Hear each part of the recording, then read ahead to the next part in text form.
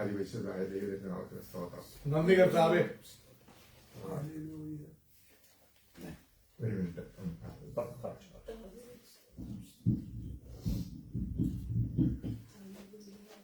യേശുവേ സ്തോത്രം, സ്തോത്രം, സ്തോത്രം. Hallelujah, hallelujah, hallelujah. ഞങ്ങളെ അതിവാത്സല്യമായി സ്നേഹിക്കുന്ന ദൈവമേ, ഇന്നത്തെ ഈ ആരാധനയുടെ മധ്യത്തിൽ ഈ സഭയെ അടിയന്റെ വചനത്തില് അത് അവഗാഹമുള്ളവനല്ലോ. ദൈവത്തിന്റെ പരിശുദ്ധാത്മാവിനെ ദൈവത്തെ ശരണപ്പെട്ടു ഈ വചനം കർത്താവേ, ആദിയിൽ ദൈവത്തിന്റെ പരിശുദ്ധാത്മാവ് അവിടുത്തെ ശിഷ്യന്മാരുടെ മേൽ അതുപോലെ ഞങ്ങളുടെ മേലും വരണം. ഈ സഭയിൽ ഇരിക്കുന്ന ഓരോരുത്തരുടെ മേലും ആത്മാവ് ഞങ്ങൾക്ക് നല്ല ഞങ്ങളുടെ കഴിവല്ല. കർത്താവ് ഞങ്ങളോട് കൂടെ ഞങ്ങളെ ബലപ്പെടുത്തിയ ബലത്തോടെ നിൽക്കുവാൻ ശാരീരികമായും ബലപ്പെടുത്തണമേ. കൂടിയിരിക്കുന്ന ഓരോരുത്തരെയും യേശുവേ അവിടെ ഞങ്ങളുടെ മധ്യത്തിൽ എഴുന്നള്ളിയിരിക്കുന്നതിനായി ശരണപ്പെടുന്നു. എല്ലാ നന്മകൾക്കായിട്ട് നന്ദിയോടെ സകലവും ദൈവത്തനായ യേശുവിന്റെ നാമത്തിൽ തന്നെ ദൈവത്തിന് സ്തോത്രം. നന്ദിയെ സ്തോത്രം. നന്ദിയെ കർത്താവേ. ഒരു സഭയുടെ മധ്യത്തില് ദൈവവചനം ശുശ്രൂഷിക്കുവാന് എനിക്ക് അർഹത കിട്ടും, അതിനുള്ള കഴിവ് എനിക്കുണ്ടെന്ന് ഞാൻ ഒരിക്കലും കരുതിയിട്ടില്ല. കൊച്ചു കുഞ്ഞുങ്ങളുടെ മുന്നിലെ ദൈവവചനം കുറെയൊക്കെ വായിച്ചു കൊടുത്തിട്ടുണ്ട്, അവരെ പഠിപ്പിച്ചിട്ടുണ്ട്. എന്നാല് എന്നെക്കാൾ അറിവുള്ളവരുടെ മധ്യത്തില് ഞാൻ ഈ ദൈവവചനം പറയുമ്പോൾ ദൈവമേ അതിന്റെ ഒരു അഹങ്കാരമായിട്ട് കണക്കെടുത്തേ എന്ന് പ്രാർത്ഥിക്കുന്നു. ബലപ്പെടുന്ന ദൈവത്തിന് സ്തോത്രം. ഞാന് ഇന്ന് സംസാരിക്കാൻ ഉദ്ദേശിക്കുന്നത് പാസ്റ്റർ എന്നോട് വചനം സംസാരിക്കണമെന്ന് പറഞ്ഞതല്ല, ഞാൻ ഫോൺ എടുത്ത് തുറന്നു നോക്കിയപ്പോ അതിനകത്ത് കണ്ടതാണ്. അപ്പോ അതിനുശേഷം ക്രിസ്ത്യമോള് വിളിച്ചു പറഞ്ഞു, അങ്ങളെ അത് കണ്ടല്ലോ. ഞാൻ പറഞ്ഞു കണ്ടു, അതിനെ അംഗീകരിച്ചു. കുഞ്ഞുങ്ങളെ നിരസിക്കാൻ മനസ്സിലാക്കി അത് അംഗീകരിച്ചു. ദൈവം എന്നെ ബലപ്പെടുത്തട്ടെ, കുഞ്ഞുങ്ങളെ അനുഗ്രഹിക്കണേ. ഇന്ന് ഞാൻ സംസാരിക്കാൻ ഉദ്ദേശിക്കുന്ന ഭാഗം എന്ന് പറയുന്നത്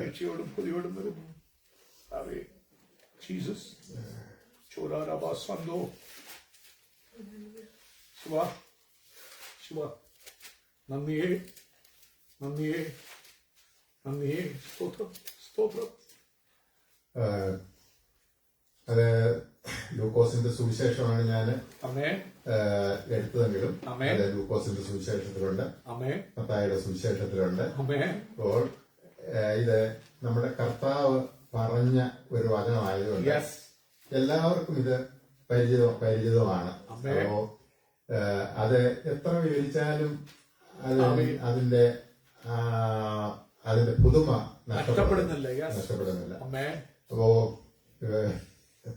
ഇത് എന്ത് സംസാരിക്കണം, എന്ത് പറയണം എന്നെനിക്ക് ആദ്യം ഒരു പ്രശ്നം പോലെ തോന്നിയെങ്കിലും ഞാനൊരു ദിവസം ബൈബിൾ എടുത്ത് ഇങ്ങനെ വായിച്ച കൂട്ടത്തില് പെട്ടെന്ന് എനിക്ക് ഇതാണ് കിട്ടിയത്. അന്നേരം ഞാൻ കരുതി എനിക്ക് വേണ്ടി ദൈവം ഒരുക്കിയ വചനമാണ്. അപ്പോ ആ വചനം അത് ഞാൻ ഒന്ന് വായിക്കാം. ഇത് നിങ്ങൾക്ക് എല്ലാവർക്കും പരിചയമുള്ള വചനമാണ്.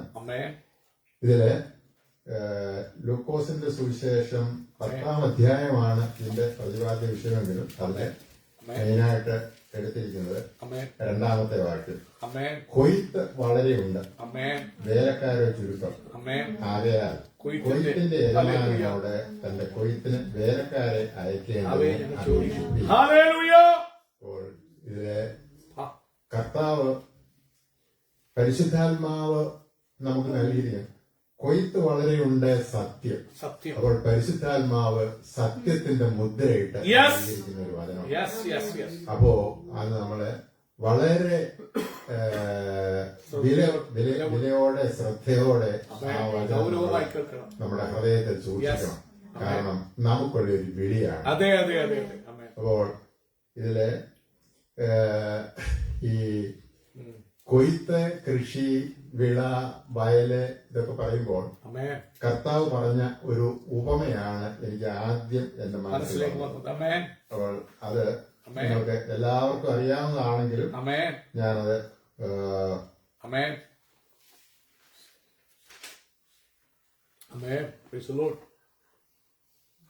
Hallelujah. Hallelujah. Hallelujah. Thank you, Lord. ഇതിനോടുള്ള ബന്ധത്തില് ഈ മാത്യു ചാപ്റ്റർ 9, അപ്പം അതും ഇത് തന്നെയാണ്. അതുകൂടി ഒന്ന് വായിക്കാൻ താല്പര്യപ്പെടുന്നു.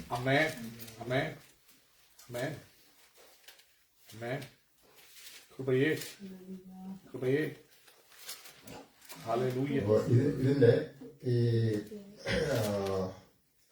സാഹചര്യം, യേശു പട്ടണം തോറും ഗ്രാമം തോറും സഞ്ചരിച്ച് അവരുടെ പള്ളികളിൽ ഉപദേശിച്ച് രാജ്യത്തിന്റെ സുവിശേഷം പ്രസംഗിക്കുകയും സകലവിധ നിയമവും വ്യാധിയും സൗഖ്യമാക്കുകയും ചെയ്തു. അവൻ പുരുഷാരത്തെ ഇടയിലില്ലാത്ത ആടുകളെ പോലെ കുഴഞ്ഞവരും ചിന്നിയവരുമായി കണ്ടിട്ട് അവരെ കുറിച്ച് മനസ്സരിഞ്ഞ് തന്റെ ശിഷ്യന്മാരോട്. കൊയ്ത്ത് വളരെയുണ്ട് സത്യം, വേലക്കാരോ ചുരുക്കം. ആയാൽ കൊയ്ത്തിന്റെ യജമാനോട് കൊയ്ത്തിലേക്ക് വേലക്കാരെ അയക്കേണ്ടതിന് യാചിപ്പി. അപ്പോ ശിഷ്യന്മാരോടാണ് പറഞ്ഞിരിക്കുന്നത്, കൊയ്ത്തിന്റെ യജമാനോട് കൊയ്ത്തിന് വേലക്കാരെ അയപ്പാൻ വേണ്ടി നിങ്ങൾ യാചിക്കണം. ഇവിടെ ഈ കൊയ്ത്തിന്റെ കാര്യം കർത്താവ് ശിഷ്യന്മാരോട് പറയുമ്പോൾ കൊയ്ത്തിനോടുള്ള ബന്ധത്തില് കർത്താവ് പറഞ്ഞ ആ ഉപമയെ നമുക്കൊന്ന് ചിന്തിക്കാം. മാത്യു ചാപ്റ്റർ 13 മൂന്നാമത്തെ വാക്യം 3 മുതൽ 9 വരെയുള്ള വായിക്കുന്നു. അവൻ അവരോട് പലതും ഉപമകളായി പ്രസ്താവിച്ചതെന്തെന്നാൽ, വിതയ്ക്കുന്നവൻ വിതപ്പാൻ പുറപ്പെട്ടു. വിതയ്ക്കുമ്പോൾ ചിലത് വഴിയരികെ വീണു, പറവകൾ വന്ന് അത് തിന്നുകളഞ്ഞു. ചിലത് പാറസ്ഥലത്ത് ഏറെ മണ്ണില്ലാത്ത ഇടത്ത് വീണു. മണ്ണിന് താഴ്ചയില്ലായികയാൽ ക്ഷണത്തിൽ മുളച്ചു വന്നു. സൂര്യൻ ഉദിച്ചാറെ ചൂട് തട്ടി വേർ ഇല്ലായികയാൽ അത് ഉണങ്ങിപ്പോയി. മറ്റു ചിലത് മുള്ളിനിടയിൽ വീണു. മുള്ള് മുളച്ചു വളർന്ന് അതിനെ ഞെരുക്കിക്കളഞ്ഞു. മറ്റു ചിലത് നല്ല നിലത്ത് വീണു. 100, 60, 30 മേനിയായി വിളഞ്ഞു. ചെവിയുള്ളവൻ കേൾക്കട്ടെ. കർത്താവിന്റെ ഉപദേശങ്ങളിലൊക്കെ കർത്താവ് പ്രത്യേകം പറയുന്ന ഒരു വാചകമാണ് ചെവിയുള്ളവൻ കേൾക്കട്ടെ. ചെവിയില്ലാത്തവരാരുമില്ല. ആ ചെവിയുള്ളവൻ കേൾക്കട്ടെ എന്ന് കർത്താവ് പറഞ്ഞത് അത് നിങ്ങൾ ശ്രദ്ധിക്കുക, നിങ്ങളുടെ ഹൃദയത്തിൽ അത് ഗ്രഹിക്കുക. ചെവിയിൽ കേട്ടു. ചെറുപ്പകാലത്ത് സ്കൂളിൽ പഠിക്കുന്ന സമയത്ത് പ്രൈമറി സ്കൂളിലൊക്കെ പഠിക്കുമ്പോൾ അധ്യാപകർ ഒരു ചെവി ഇറങ്ങിപ്പോയി. അപ്പോ അത് അങ്ങനെ വരരുത്. കാരണം നമ്മുടെ 2 ചെവിക്കകത്തുനിന്ന് ഉള്ളിലേക്ക് വരാനുള്ളതാണ്, അതിന് പുറത്തോട്ട് പോകാനുള്ളത്. അപ്പോൾ ആ വചനത്തിന് നമ്മൾ പ്രാധാന്യം കൊടുക്കുന്നെങ്കിൽ നമ്മൾ തീർച്ചയായിട്ടും. അപ്പോൾ ഈ ഉപമയുടെ വ്യാഖ്യാനവും കർത്താവ് ഇവിടെ തന്നെ പറഞ്ഞിട്ടുണ്ട്. എങ്കിലും നമുക്ക് അതിനെപ്പറ്റി ഞാൻ എന്റെ മനസ്സിലുള്ള ചില ചിന്തകൾ, ഞാനും വളരെ ചെറുപ്പം മുതൽ തന്നെ ഈ കൃഷിയായിട്ടുള്ള ബന്ധത്തില് ഇതിനകത്തൂടെ ഓടി നടന്ന് അതൊന്നും ചെയ്യാൻ പേരൻസ് അങ്ങോട്ട് അനുവദിക്കാത്ത സമയത്ത് പോലും അവസരം കിട്ടുന്നതിലൊക്കെ കൈയിടുമായിരുന്നു. അതുകൊണ്ട് അതിനകത്ത് താല്പര്യം, എനിക്ക് കൃഷിയുടെ കാര്യത്തില് വളരെ താല്പര്യമാണ്. ഇന്ന് നല്ല കൃഷി എവിടെയെങ്കിലും കണ്ടാല് അതല്പം നോക്കി നിൽക്കുന്ന ഒരു സന്തോഷം. ഈ ഉണങ്ങി വരണ്ട വാടി തളർന്ന് കിടക്കുന്നതല്ല, നല്ല വെള്ളവും വളവും നല്ല ശ്രദ്ധയുള്ള ചെടികൾ തഴച്ച് വളരുമ്പോ കൊച്ചു കുഞ്ഞുങ്ങള് ഓടി നടക്കുന്നത് കാണുന്നത് പോലൊരു സന്തോഷം. നല്ല ഓമനത്തുള്ള കുഞ്ഞുങ്ങളെ നമ്മൾ കണ്ടു കഴിഞ്ഞാല് അവരെ ഒന്ന് എടുത്ത് നമ്മുടെ മാറോടൊന്ന് അണച്ച് ഒന്ന് ചേർത്ത് പിടിക്കാൻ നമുക്ക് വളരെ വാഞ്ചയുണ്ട്. അത് ഈ ഹൃദയത്തിലെ വിശാലതയുള്ളവർക്ക് അത് ഉണ്ടാകത്തുള്ളൂ, അല്ലാത്തവർക്ക് തോന്നില്ല. ആളുകൾ കുഞ്ഞുങ്ങളെ കാണുമ്പോൾ ശല്യം എന്ന് തോന്നുന്നു. എന്നാല് അങ്ങനെയല്ല. കാരണം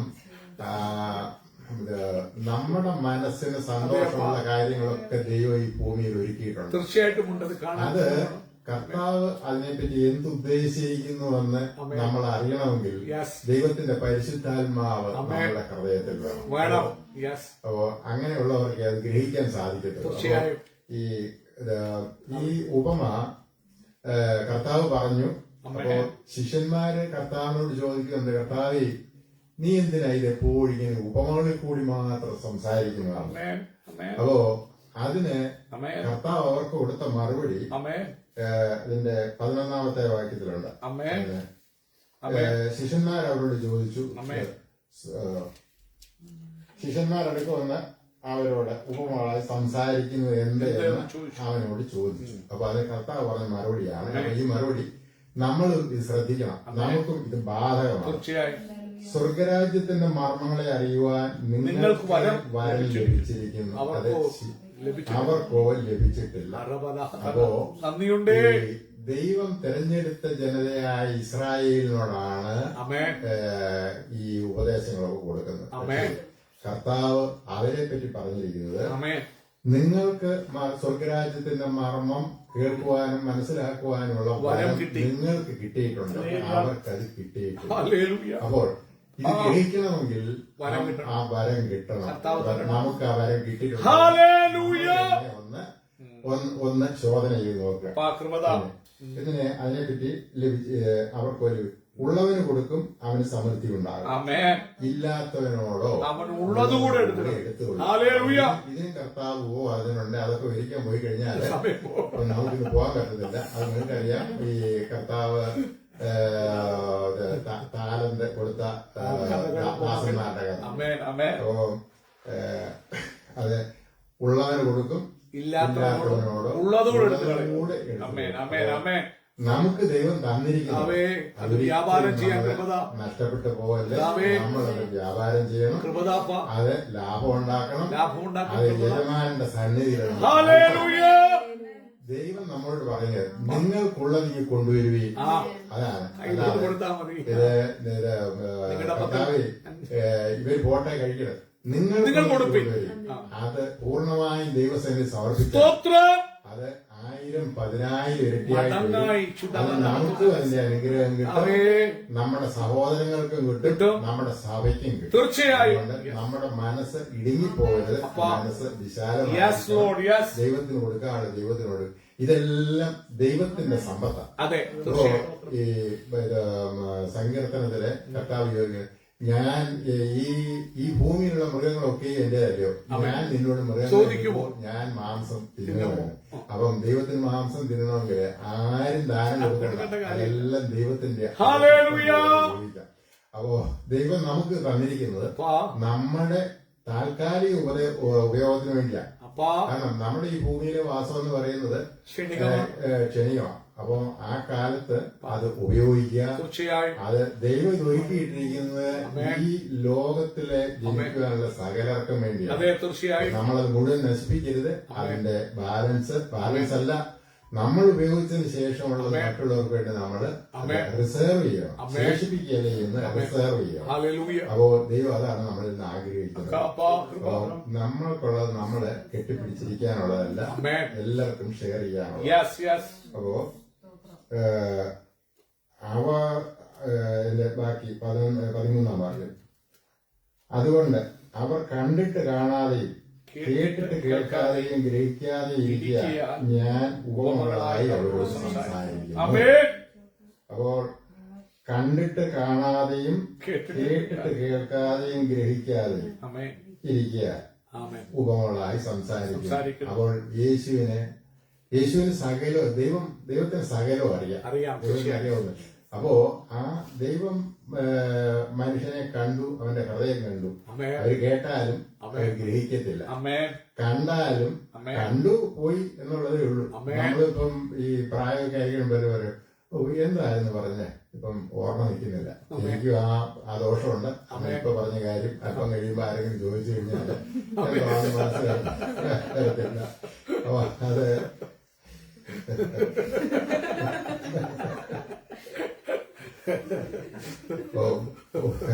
ഉപദേശിക്കാൻ എളുപ്പമാണ്, പക്ഷെ അനുകരിക്കാനാണ് ബുദ്ധിമുട്ട്. അനുകരിക്കാൻ കൃപയും ദൈവം നമുക്ക് എല്ലാവർക്കും നൽകട്ടെ എന്ന് പ്രാർത്ഥിക്കുന്നു. അപ്പോൾ ഇതിന്റെ വ്യാഖ്യാനം ഞാൻ ഇതിനെപ്പറ്റി പറയുന്നേക്കാൾ നല്ലത് കർത്താവ് ഇതിനെപ്പറ്റി എന്താണെന്ന് പറഞ്ഞിരിക്കുന്നത് നമുക്കൊന്ന് നോക്കാം. അതിന്റെ വചനം വാക്യം 19:23 നമ്മൾ വായിച്ചാല് തീർച്ചയായിട്ടും 19 മുതൽ വായിക്കുന്നു. ഒരുത്തൻ രാജ്യത്തിന്റെ വചനം കേട്ടിട്ട് ഗ്രഹിക്കാഞ്ഞാൽ ദുഷ്ടൻ വന്ന് അവന്റെ ഹൃദയത്തിൽ വിതയ്ക്കപ്പെട്ടത് എടുത്തു കളയുന്നു. ഇതത്രേ വഴിയരികെ വിതയ്ക്കപ്പെട്ടത്. പാറസ്ഥലത്ത് വിതയ്ക്കപ്പെട്ടതോ ഒരുത്തൻ വചനം കേട്ടിട്ട് ഉടനെ സന്തോഷത്തോടെ കൈക്കൊള്ളുന്നതാകുന്നു. എങ്കിലും വേറില്ലായകയാൽ അവൻ ക്ഷണികനത്രേ. വചന നിമിത്തം ഞെരുക്കമോ ഉപദ്രവമോ നേരിട്ടാൽ അവൻ ക്ഷണത്തിൽ ഇടറിപ്പോകുന്നു. അവൻ മുള്ളിനിടയിൽ വിതയ്ക്കപ്പെട്ടതോ ഒരുത്തൻ വചനം കേൾക്കുന്നു എങ്കിലും ഈ ലോകത്തിന്റെ ചിന്തയും ധനത്തിന്റെ വഞ്ചനയും വചനത്തെ ഞെരുക്കിയിട്ട് നിഷ്ഫലനായി തീരുന്നതാകുന്നു. നല്ല നിലത്ത് വിതയ്ക്കപ്പെട്ടതോ ഒരുത്തൻ വചനം കേട്ട് ഗ്രഹിക്കുന്നതാകുന്നു. അത് വിളഞ്ഞ് 100, 60, 30 മേനി നൽകുന്നു. അപ്പോ നമ്മള് ആദ്യം കർത്താവ് പറഞ്ഞ ഉപമ കേട്ടു. അപ്പം യേശു ഇതെല്ലാം ഉപമകളായിട്ടാണ് പറഞ്ഞത്. ശിഷ്യന്മാർക്ക് സംശയം ഈ ഉപമയായിട്ട് മാത്രം എന്താ പറയുന്നത്. അപ്പോ അതിന്റെ കാര്യം കർത്താവിന് ചോദിച്ചു. കർത്താവ് അതിനുള്ള മറുപടിയും കൊടുത്തു. അവർക്ക് മനസ്സിലായി. 14-ാമത്തെ വാക്യത്തിലെ മറുപടിയിൽ അല്ലേ, ചെവി കൊണ്ട് കേൾക്കും ഗ്രഹിക്കയില്ല, അതാണ് കണ്ണുകൊണ്ട് കാണും ദർശിക്കയില്ല, അതാണ് ഈ ജനത്തിന്റെ ഹൃദയം തടിച്ചിരിക്കുന്നു. അവർ ചെവി കൊണ്ട് മന്ദമായി കേൾക്കുന്നു, കണ്ണുകൊണ്ട് കണ്ണടച്ചിരിക്കുന്നു. അവർ കണ്ണ് കാണാതെയും ചെവി കേൾക്കാതെയും ഹൃദയം കൊണ്ട് തിരിഞ്ഞുകൊള്ളാതെയും ഞാൻ അവരെ സൗഖ്യമാക്കാതെയും ഇരിക്കുന്നു. അപ്പോ അത് വായിച്ച് നമ്മൾ അതിനെപ്പറ്റി ധ്യാനിക്കണം. യെശയ്യാവാണ് ഇത് പറഞ്ഞിരിക്കുന്നത്. അപ്പോ ഈ കർത്താവ് വരുന്നതിന് 600 വർഷം മുമ്പ് ജീവിച്ചിരുന്നയാളാണ് യെശയ്യാവ്. അപ്പോ ഇതൊക്കെ ഈ ദൈവപുത്രൻ ഈ ഭൂമിയിൽ വന്നു കഴിഞ്ഞാല് ആ പ്രവർത്തനങ്ങൾ എന്താണെന്നും ആ പ്രവർത്തനം മനുഷ്യരെ ഈ അന്നത്തെ ഇസ്രായേൽ ജന ഏത് രീതിയിലത് എടുക്കുമെന്നും അന്നേ പ്രവാചകൻ കണ്ടു. അപ്പോൾ ഇത് ഈ കർത്താവ് ഈ ഉപമയൊക്കെ പറഞ്ഞ് പഠിപ്പിച്ചു കഴിഞ്ഞപ്പോൾ ഇത് രേഖപ്പെടുത്തിയ മത്തായി ശ്ലീഹ അപ്പം ഈ വചനം കൂടി ഞാൻ കോട്ട് ചെയ്തു. ഒന്ന് നിങ്ങൾ ചെവിയാൽ കേൾക്കും ഗ്രഹിക്കുകയില്ല. ചെവി നിങ്ങൾക്ക് ചെവിയില്ല കേട്ടില്ലേ എന്ന് ചോദിക്കും. പക്ഷേ ചെവിയുള്ളവരെല്ലാവരും കേൾക്കണമെന്നില്ല. അപ്പോൾ കേട്ട് ഗ്രഹിക്കുന്നവരാണ് ചെവിയുള്ളത്. അവിടെ സ്വല്പം ഒരു കട്ടിയുള്ള മാംസവും അതിനൊരു ഒരു ദ്വാരമുണ്ട് എന്നുള്ളതല്ലാതെ ഉണ്ട്. അത് ശരിയായിട്ട് അവരതിന്റെ അത് പ്രയോജനപ്പെടുത്തുന്നില്ല. അപ്പോ ദൈവം അങ്ങനെയല്ല. നമുക്ക് എന്തെങ്കിലും അനുഗ്രഹങ്ങളൊക്കെ നൽകിയിട്ടുണ്ട്, നമ്മളത് പ്രയോജനപ്പെടുത്തും. ദൈവത്തിന്റെ താലന്ത് നമ്മൾ ഉപയോഗിക്കണം. അപ്പൊ ഇവിടെ നിങ്ങൾ ചെവിയാൽ കേൾക്കും ഗ്രഹിക്കുകയില്ല, എന്നാൽ കാണും ദർശിക്കുക. നിങ്ങൾ കണ്ണുകൊണ്ട് നിങ്ങൾ കാണുന്നുണ്ട്, പക്ഷേ നിങ്ങൾ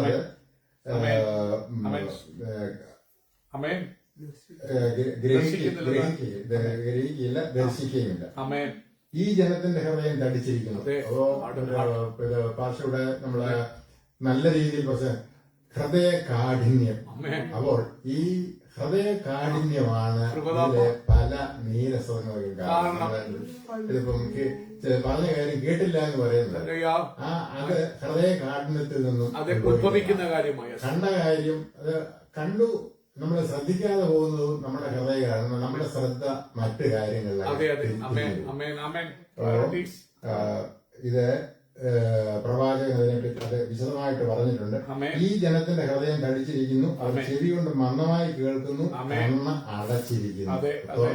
നമ്മള് കാണുമ്പോൾ ഒരു കണ്ണ് തുറന്നായിരിക്കില്ല, പക്ഷേ പ്രവാചകൻ പറയുന്നത് Intentionally they are നിങ്ങളുടെ കണ്ണ് അടഞ്ഞായിരിക്കുന്നു, ആമേൻ. കാണേണ്ടത് നിങ്ങൾ കാണുന്നില്ല. കാണുന്നില്ല, കാണേണ്ട രീതിയിൽ നിങ്ങൾ കാണുന്നില്ല. യെസ്. അപ്പോ അത് നമ്മളും നമ്മുടെ ഹൃദയത്തില് ഒന്ന് ചിന്തിക്കേണ്ട കാര്യമാണ്. നമ്മൾ കാണുന്നുണ്ടോ? അപ്പം അത് വിശേഷിച്ച് ദൈവവചനത്തിന്റെ കാര്യം. അതെ അപ്പ. അപ്പോ കേൾക്കുന്ന വചനം ഗ്രഹിക്കുന്നുണ്ടോ, അതിന്റെ പൂർണ്ണ അർത്ഥത്തോടെ ഗ്രഹിക്കുന്നുണ്ടോ? കൃപദാപ്പ. അവർ കണ്ണു കാണാതെയും ചെവി കേൾക്കാതെയും ഹൃദയം കൊണ്ട് ഗ്രഹിക്കാതെയും തിരിഞ്ഞുകൊള്ളാതെയും. അപ്പോൾ കാണുകയും കേൾക്കുകയും ഹൃദയം കൊണ്ട് ചിന്തിക്കുകയും ചെയ്യുന്നവരാണെങ്കിൽ തിരിഞ്ഞു വരും. അപ്പൊ ഇതിനെ ഒന്നും കാര്യമാക്കാതെ പോകുന്നവരാണ് ഹൃദയ കാഠിന്യം കൊടുക്കുന്നു, കണ്ടില്ല, ഹൃദയത്തിൽ കടന്നിട്ടുമില്ല, അവര് തിരിഞ്ഞു വരുന്നുമില്ല, ആ പാപത്തിൽ തന്നെ അവർ കിടക്കുന്നു. അതുകൊണ്ട് ഹൃദയ കാഠിന്യം ഓരോരുത്തരും ചിന്തിക്കുക. ഹൃദയം അത് സോഫ്റ്റ് ആയിരിക്കണം. കാണുന്നത് ദൃശ്യങ്ങൾ കാണാനും ശബ്ദങ്ങൾ ഗ്രഹിപ്പാനും നമ്മുടെ ചെവി തുറന്നിരിക്കണം, ഹൃദയം തുറന്നിരിക്കണം, കണ്ണും തുറന്നിരിക്കണം. അപ്പോൾ ഇത് ഇല്ലാതെ പോകുന്നത് എന്തുകൊണ്ടാ? അപ്പോൾ അത് ദൈവത്തിന്റെ അനുഗ്രഹങ്ങളെ നിരസിക്കുക. അപ്പൊ നമ്മള് ആ നീരസം ഉണ്ടാകുന്നത് ഹൃദയത്തിന്റെ കഠിനതയാണ്. അപ്പോൾ നമ്മള് ഹൃദയകാഠിന്യം നമുക്കുണ്ടെങ്കിൽ അത് മാറ്റിത്തരാൻ വേണ്ടി നമ്മള് ദൈവത്തോട് പ്രാർത്ഥിക്കും. പരിശുദ്ധാത്മാവ് നമുക്ക്. പിന്നെ ഇതിന്റെ ഈ കർത്താവ് പറഞ്ഞ അതിന്റെ വ്യാഖ്യാനം, അത് കർത്താവ് വിശദീകരിച്ചത്, അതുകൂടെ നമുക്ക് കേൾക്കാം. വിതയ്ക്കുന്നതിന്റെ ഉദമങ്ങൾ. ഒരുത്തൻ രാജ്യത്തിന്റെ വചനം കേട്ടിട്ട് ഗ്രഹിക്കാഞ്ഞാൽ ദുഷ്ടൻ നിന്ന് അവന്റെ ഹൃദയത്തിന് വിതയ്ക്കപ്പെട്ടത് എടുത്തു കളയുന്നു. ഇതത്രേ വഴിയരികെ വിതയ്ക്കപ്പെട്ടത്. അപ്പോൾ കൃഷിക്കാരൻ വിതയ്ക്കുന്നത് വയലില്ല വിതയ്ക്കുന്നത്. അപ്പൊ വയലിന്റെ സൈഡിൽ കൂടെ ഇത് വഴി നടക്കുന്നതാണ്, വഴി നടക്കുന്നതാണ്, തറഞ്ഞു കിടക്കുന്നതാണ്. അപ്പോ അവിടെ കിടക്കുന്നത് അത് ആ വഴി സൈഡിലൊക്കെ വീണ് കഴിഞ്ഞാൽ വിത്ത് എറിയുമ്പോൾ വിതയ്ക്കുന്നവന് സൂക്ഷിച്ചെറിഞ്ഞില്ല എങ്കിൽ നല്ല നിലത്ത് മാത്രമല്ല വീഴുന്നത്, ആകാശ നിലത്ത് വീഴും. അതുകൊണ്ട് വഴിയരികെ വീണ വിത്തായിട്ട് ദൈവം പറഞ്ഞിരിക്കുന്നത്, ഒരുത്തൻ രാജ്യത്തിന്റെ വചനം കേൾക്കുന്നു, ദൈവരാജ്യത്തിന്റെ വചനം, ദൈവവചനം, ഉപദേശം കേൾക്കുന്നു. കേട്ട് കഴിഞ്ഞാൽ അവന്റെ അത് ഹൃദയത്തിൽ കൊള്ളേണ്ടത്, അതായത് ചെവി കൊണ്ടിട്ട് കേൾക്കുന്നില്ല, കണ്ണുകൊണ്ടിട്ട് കാണുന്നില്ല എന്ന് പറഞ്ഞതുപോലെ അവർക്കത് ഗ്രഹിക്കുന്നില്ല. രാജ്യത്തിന്റെ വചനം കേട്ട് ഗ്രഹിക്കാഞ്ഞാൽ, നമ്മുടെ ഹൃദയത്തിൽ ആ വചനം മുളയ്ക്കാതെ ഇവിടെ കിടന്നാൽ, കല്ലുപോലെ കിടന്നാൽ പറവകൾ വരും. അതൊന്ന് നോക്കുമ്പോൾ ഈസി ആയിട്ടുള്ള ഫുഡാ അവർ കുത്തിയെടുത്തുകൊണ്ട്. അപ്പൊ കൃഷിക്കാരന് വിതച്ചത് 100 മേനി വളവിന് വേണ്ടി വിതച്ചാൽ 100 കിട്ടിയില്ലെങ്കിൽ 60 കിട്ടും, അല്ലെങ്കിൽ 30 കിട്ടും. അപ്പൊ 30 കിട്ടിയാലും അതിന് ചെയ്ത പ്രതിഫലമുണ്ട്. പക്ഷേ ഒരു വിത്ത് വീണു, ആ വിത്ത് കിളി എടുത്തുകൊണ്ട് പോയെങ്കിൽ ഒന്നുമില്ല. ഈ നാട്ടിലെ ചെറുപ്പത്തിൽ കൃഷി ചെയ്യുമ്പോ ചേമ്പ്, കാച്ചില്, അതുപോലെ കപ്പയൊക്കെ കുത്തി കഴിഞ്ഞ് വെച്ച് പിറ്റേ ദിവസം രാവിലെ നോക്കുമ്പോ കപ്പത്തരിവിടെ കാണുകയില്ല, കാരണം എലി എടുത്തുകൊണ്ട് പോകും. അപ്പൊ ആ എലി എടുത്തുകൊണ്ട് പോയി നമ്മളത് പോയി വീണ്ടും അതെടുത്ത് കുത്തുക, അതല്ലെങ്കിൽ വേറെ മുറിച്ച് നട്ടെങ്കിൽ മാത്രമേ അത് 8-10 മാസം കഴിയുമ്പോൾ നമുക്ക് അതിന്റെ വിളവെടുക്കാൻ കഴിയും. അല്ലാതെ ഇതുകൊണ്ട് കുത്തിയിട്ട് പോയി കഴിഞ്ഞാൽ അത് അതിന്റെ അനുഭവം കിട്ടത്തില്ല. അപ്പോ ആ കൃഷിക്കാരന്റെ ചുമതലയാണ് കൊയ്ത്തിന് വേണ്ടി അതിനെ അതാണ് വളർത്തിക്കൊണ്ടുവരണം. അപ്പൊ അത് അതിനെപ്പറ്റി പിന്നീട് ഞാൻ ഇത് മുന്നോട്ട് വരുമ്പോ കൂടുതൽ വരും. അപ്പോ പിന്നെ വചനം കേട്ട് ഗ്രഹിക്കാഞ്ഞാൽ അത് പറ കൊത്തിക്കൊണ്ട് പോയതും പിന്നെ വഴി 20-ാം വാക്യം, പാറസ്ഥലത്ത് വിതയ്ക്കപ്പെട്ടതോ ഒരുത്തൻ വചനം കേട്ടിട്ട് ഉടനെ സന്തോഷത്തോടെ കൈക്കൊള്ളുന്നതാകുന്നു എങ്കിലും വേരില്ലായാൽ അവൻ ക്ഷണികനെത്തും. അപ്പോൾ വേരില്ലായാൽ അവൻ ക്ഷണികനത്ര. Amen. അതായത് വചനം നിമിത്തം Amen. ഞെരുക്കമോ ഉപദ്രവമോ നേരിട്ടാൽ അവൻ ക്ഷണത്തിൽ ഇടറിപ്പോകുന്നു. Amen. അപ്പോൾ ആ വചനവും നഷ്ടപ്പെട്ടു പോയി. Amen. അപ്പം ഒരു ഗോതമ്പിന്റെ വിത്ത് Amen. കിളുത്തു വന്നതിന്റെ കൂട്ടത്തിൽ തന്നെ മുള്ളും കിളുത്തു. അപ്പം കളയ്ക്ക് ഒരു സ്വഭാവമുണ്ട്. Amen. നമ്മുടെ കൃഷിയേക്കാൾ ശക്തമായിട്ട് അത് വളരും. അപ്പോ മുള്ളു വളർന്നു കയറി കഴിഞ്ഞു കഴിഞ്ഞാൽ Amen. ഇതിന്റെ ഇട ഞെരിഞ്ഞു പോകും. Amen. ഞെരിഞ്ഞു പോയി കഴിഞ്ഞാല് അതിന് നമുക്ക് ഫലം കിട്ടും. കൃപയെ അപ്പോ അങ്ങനെ വചനം നിമിത്തം ഞെരുക്കമോ Amen. ഉപദ്രവമോ, Amen. അതായത് അതിന്റെ വളർച്ചയ്ക്ക് ദോഷമായിട്ടുള്ള എന്തെങ്കിലും പ്രതികൂലങ്ങൾ വരുമ്പോൾ പ്രതികൂലങ്ങൾ വരുമ്പോൾ ആ വചനം നമ്മുടെ ഹൃദയത്തിൽ നഷ്ടപ്പെട്ടു. yes. അതാണ് Amen. പാറസ്ഥലത്ത് വീണത്. Amen. Yes. പിന്നെ അടുത്തത് Amen. Amen. മുള്ളിനിടയിൽ വേണം. Amen. Amen. അതെ. അത് 22 മുള്ളിനിടയിൽ വിതയ്ക്കപ്പെട്ടതോ. Amen. ഒരുത്തൻ വചനം കേൾക്കുന്നുവെങ്കിലും ഈ ലോകത്തിന്റെ ചിന്തയും ധനത്തിന്റെ വഞ്ചനയും വചനത്തെ ഞെരുക്കിയിട്ട് നിഷ്ഫലനായിത്തീരുന്നു. അപ്പൊ അവിടെയും വചനം വളരുന്നില്ല. വളരാത്തതിന്റെ കാരണം എന്താ? ഈ ലോകത്തിന്റെ ചിന്ത, ധനത്തോടുള്ള ആർത്തി, എന്നുവെച്ചാൽ ലൗകികതയിൽ അവനങ്ങ് ശ്രദ്ധിച്ചു പോകും. കേട്ട വചനം ഇന്നലെ പ്രസംഗത്തിന് പോയി, രാത്രി കേട്ടു, വന്നു കിടന്നുറങ്ങി, പിറ്റേ ദിവസം രാവിലെ എഴുന്നേറ്റ് പോകുമ്പോൾ അവന്റെ ഹൃദയത്തിൽ ഒന്നുമില്ല. അത് മുള്ളിനിടയിൽ വീണതുപോലെ അവന്റെ ചിന്ത മുഴുവനും ഈ ലോക ചിന്തകളാണ്. അങ്ങനെ ഉണ്ടാക്കണം, മറ്റുള്ളവരെ ചതിച്ചാണെങ്കിലും സമ്പത്ത് നേടണം. അതാണ് മുള്ളിനിടയിൽ വീണത്. പിന്നെ 23 നല്ല നിലത്ത് വിതയ്ക്കപ്പെട്ടതോ. നല്ല നിലത്ത് വിതയ്ക്കപ്പെട്ടത് എന്തോ വരുന്നേ? അത് നല്ല നിലത്താണ് വിതയ്ക്കപ്പെട്ടെങ്കിൽ മണ്ണ് നന്നായിട്ട് കിളച്ചിളക്കി ഒരുക്കി വൃത്തിയാക്കിയതാണ്. അതിനകത്ത് കീടങ്ങളൊന്നുമില്ല, മറ്റേ കളകളൊന്നും അവിടെ വളരാൻ സാധ്യമല്ല. അഥവാ എന്തെങ്കിലും വളർന്നാൽ തന്നെ കൃഷിക്കാരൻ അവിടെ നന്നേരം. അപ്പോൾ അതിന് ഒരു ഉപദ്രവമില്ല, ശക്തമായിട്ട് വളരും. അതിന് കൃത്യസമയത്ത് വെള്ളം വേണം, വളം വേണം. അത് നൽകുന്ന കൃഷിക്കാരന്റെ ഉത്തരവാദിത്വമാണ്. അപ്പൊ ഒരു നല്ല കൃഷിക്കാരനാണെങ്കിൽ അത് ചെയ്യും. അപ്പോ നമ്മുടെ നാട്ടിലെ കൃഷിക്കാരൻ എന്ന് പറയുമ്പോൾ ചാക്കോച്ചേട്ടന് 25 പേരെ കണ്ടമുണ്ട്. പക്ഷെ 25 പേരെ കണ്ടത്തിനകത്ത് പോയി മുഴുവൻ വെള്ളം വിടാനും വളമിടാനും കള പറിക്കാനും അങ്ങനെയൊക്കെ ദാസന്മാരുണ്ട്, പണിയാരിയാ വിട്ടേക്കുന്നത്.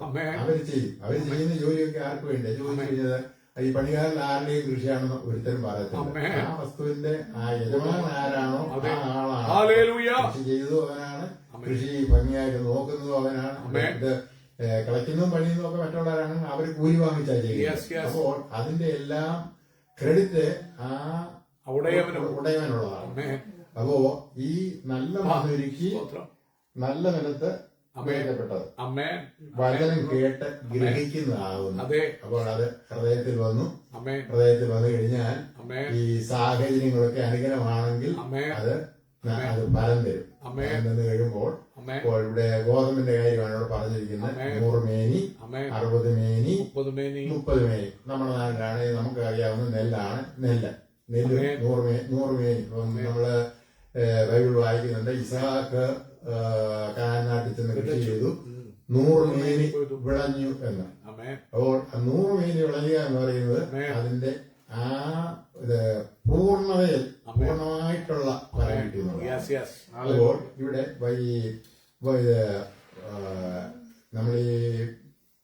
നമ്മുടെ കുറിവാക്ക് എന്ന് പറയുന്നത് കൊയ്ത്ത് വളരെയുണ്ട്, വേലക്കാരെ ചുരുക്കം. ആകയാൽ കൊയ്ത്തിന്റെ യജമാനോട് വേലക്കാർക്കായി. അപ്പോൾ ഇവിടെ കൃഷി പാടങ്ങളെല്ലാം ഒരുങ്ങി കൃഷിയെല്ലാം റെഡിയായി കിടക്കുകയാണ്. അതാണ് അതിന് പിന്നെ അടുത്ത നടപടിയാണ് കൊയ്ത്തുള്ളത്. അപ്പൊ നമുക്ക് പിന്നീട് കൊയ്ത്തോടെ അത് തീരുകയാണ്. ഇപ്പൊ കൊയ്താല് ഞാനിപ്പോ ഇറങ്ങി പോകും.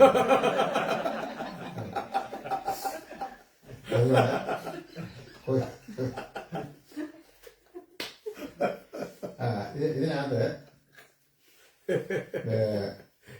വിത്ത്, വയല്, വിതയ്ക്കുന്നവന് നല്ല വിത്ത്, കള, കൊയ്ത്ത്, ഇതൊക്കെ അല്പം കൂടി വിശദമായിട്ട് വേറെ ഒരു ഉപമയെ കർത്താവ് കൊടുത്തിട്ടുണ്ട്. അത് മത്തായിയുടെ സുവിശേഷം 13 ഇതിന്റെ 24-30.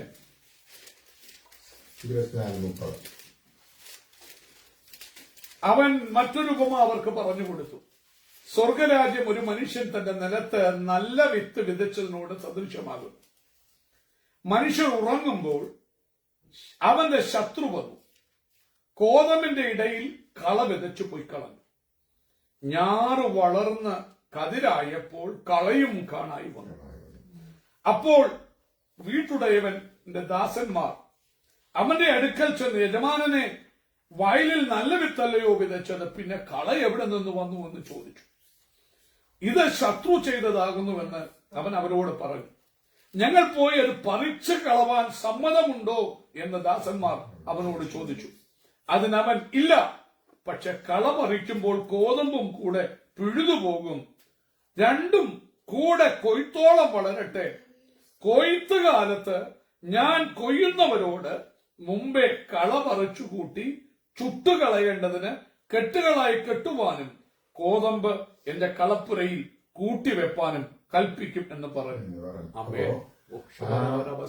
ഇവിടെയാണ് നമ്മള് ഈ കൊയ്ത്തിന്റെ അതിനെപ്പറ്റി അറിയുന്നത്. അപ്പോ ഈ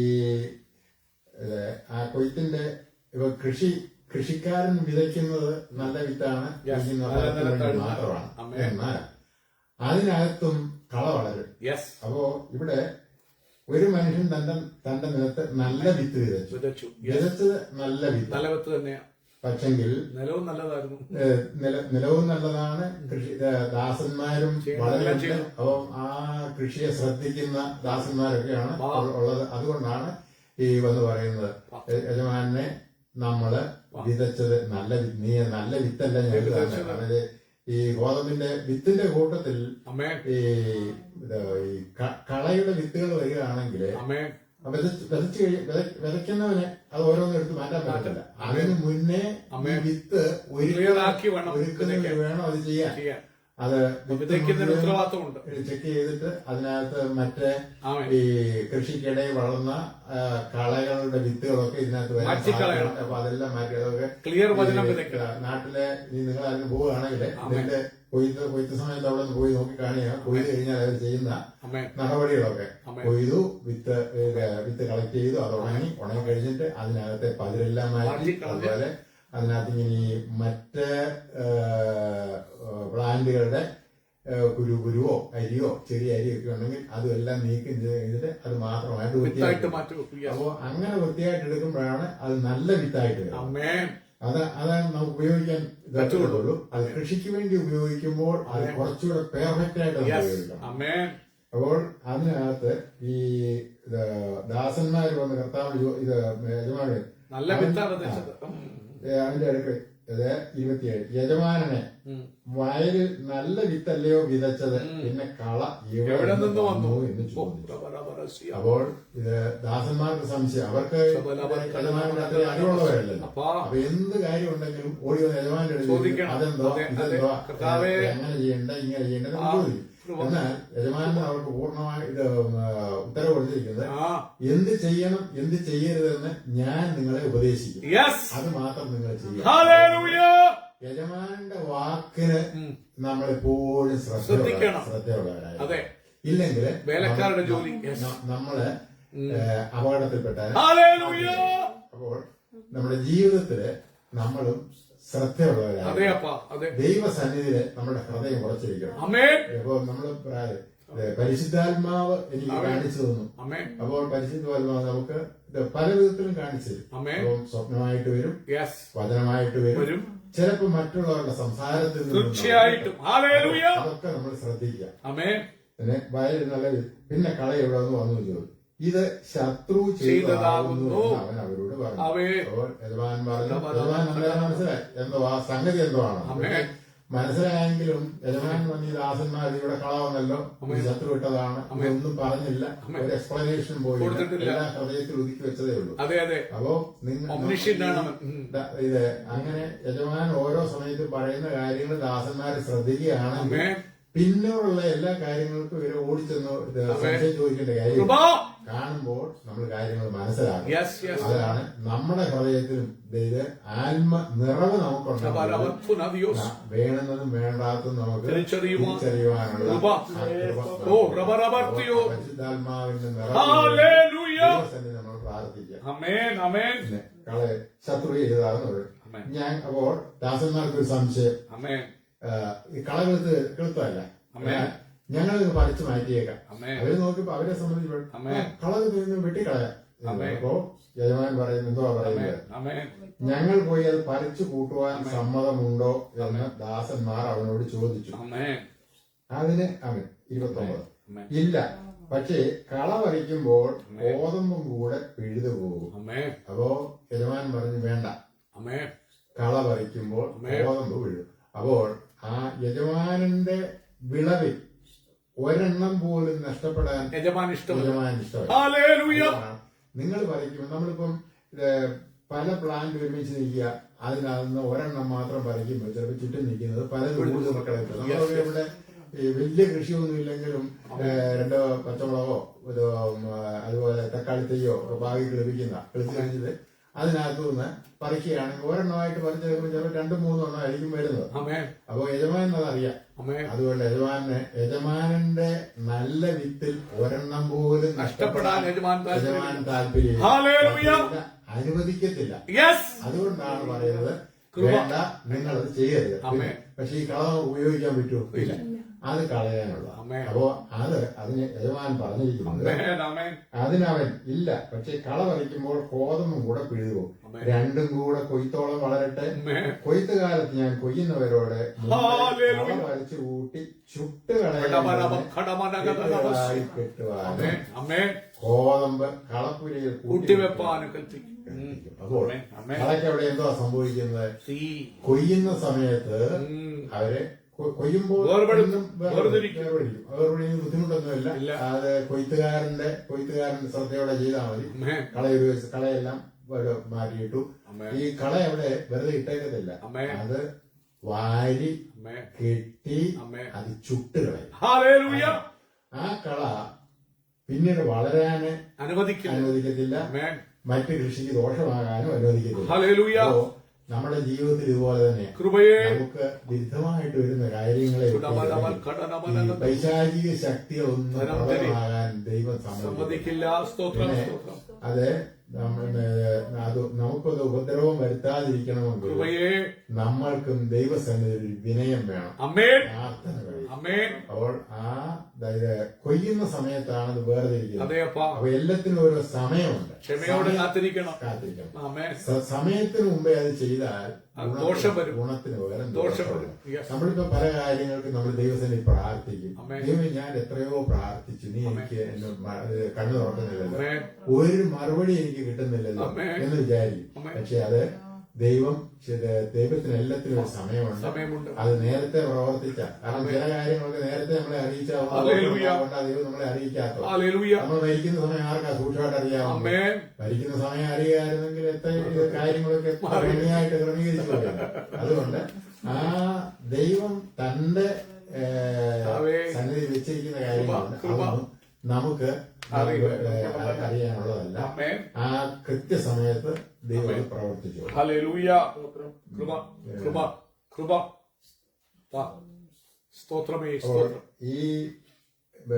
ഇവിടെയും ഇതിന് കർത്താവ് ഇതിന്റെ വ്യാഖ്യാനം തരുന്നുണ്ട്. അതിന്റെ വ്യാഖ്യാനം അപ്പം ഇതിപ്പോ നമ്മൾ വായിച്ചു കഴിഞ്ഞാല് ഇതിലെ കാര്യങ്ങൾ, ഒരു കൃഷി അവിടെ കള വന്നു, ഇതെല്ലാം പറഞ്ഞു. എന്നാൽ ഇതിന് കർത്താവ് പറഞ്ഞ ഉപമയാണ്.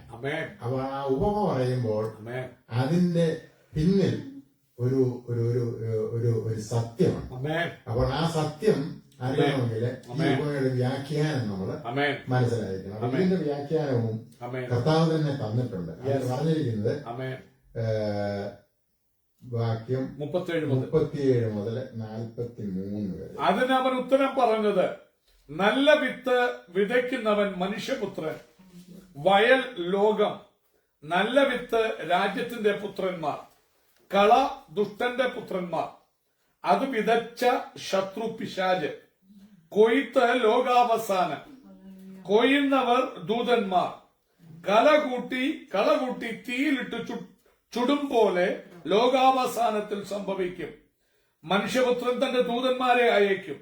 അവർ അവന്റെ രാജ്യത്തിൽ നിന്ന് എല്ലാ ഇടർച്ചകളെയും അധർമ്മം പ്രവർത്തിക്കുന്നവരെയും കൂട്ടിച്ചേർത്ത് തീച്ചൂളയിൽ ഇട്ടുകളയും. അവിടെ കരച്ചിലും പല്ലുകടിയും ഉണ്ടാകും. അന്ന് നീതിമാന്മാർ തങ്ങളുടെ പിതാവിന്റെ രാജ്യത്തിൽ സൂര്യനെ പോലെ ശോഭിക്കും. ചെവിയുള്ളവൻ കേൾക്കട്ടെ. ഹല്ലേലൂയ. അപ്പോൾ ഇതിനകത്ത് കൃപ അനുഗ്രഹിക്കണമേ. അപ്പോൾ ഈ ഉപമയുടെ വ്യാഖ്യാനം ഇതിനകത്ത് വിത്ത്, നല്ല വിത്ത്, കൊള്ളുകരാത്ത വിത്ത്, വയല് വിതയ്ക്കുന്നവൻ, ഇതെല്ലാം. നല്ല വിത്ത് വിതയ്ക്കുന്നവൻ മനുഷ്യപുത്രൻ. നല്ല വിത്ത് വിതയ്ക്കുന്നത് ഈ മനുഷ്യപുത്രൻ ദൈവം യേശു വിതയ്ക്കുന്നത്. വയല് ലോകം. വയല് ലോകം. നല്ല വിത്ത് രാജ്യത്തിന്റെ പുത്രനാണ്. എന്നുവെച്ചാൽ സ്വർഗരാജ്യത്തിന് പ്രയോജനപ്പെടുന്ന മക്കള്, അതായത് ദൈവമക്കള്. അതാണ് നല്ല വിത്ത്. അപ്പോൾ അടുത്തത് കള ദുഷ്ടന്റെ പുത്രന്മാർ. അതായത് നമ്മൾ പറയുമല്ലോ അവനൊരു പിശാചിന്റെ ജന്മമാണെന്ന് പറയും. എന്ന് വെച്ചാൽ ആ ദുഷ്ടനെന്ന് പറഞ്ഞാൽ പിശാചിനെ ആണ് നമ്മൾ ദുഷ്ടനെന്ന് പറയുന്നത്. അപ്പോൾ ആ കളയെന്ന് പറയുന്നത് പിശാച്, കൊയ്ത്ത് ലോകാവസാനം. അപ്പോൾ ഇവിടെ ഈ കൊയ്ത്ത് എന്ന് പറയുമ്പോ കർത്താവ് ഈ ഉപമയൊക്കെ പറഞ്ഞിട്ട് കൊയ്യുന്ന കാര്യം ഗോതമ്പ് കൊയ്യുന്ന കാര്യമോ നെല്ല് കൊയ്യുന്ന കാര്യമോ കരിമ്പ് കൊയ്യുന്ന കാര്യമോ അല്ല. അപ്പോൾ ലോകത്തിൽ ഒരു കൊയ്ത്തുണ്ട്. അത് ബൈബിൾ നമ്മൾ അതിന്റെ ആരംഭം മുതൽ അവസാനം വരെയും അതിനെ പോയിന്റ് ചെയ്തിരിക്കുന്നു. ലോകത്തിൽ അവസാന സമയത്ത് ഒരു കൊയ്ത്തുണ്ട്. കൊയ്യുക മാത്രമല്ല, കൊയ്ത് കഴിയുമ്പോൾ തിരിച്ചിട്ട് നല്ലതിനെ വേർതിരിച്ച് കൂട്ടിവെക്കും. കള തീയിലിട്ട് ചുട്ടുകള്. അപ്പോൾ കൊയ്ത്ത് ലോകാവസാനം, കൊയ്യുന്നത് ദൂതന്മാര്. നമ്മൾ വെളിപ്പാട് പുസ്തകം വായിക്കുമ്പോൾ അതിനകത്ത് ഈ ലോകാവസാനത്തിങ്കൽ സംഭവിക്കേണ്ട കാര്യങ്ങൾ അതൊക്കെ അവിടെ നമുക്കവിടെ ഒരു കാര്യമില്ല. കാരണം നമ്മളെ സംബന്ധിച്ച് നമ്മുടെ ഈ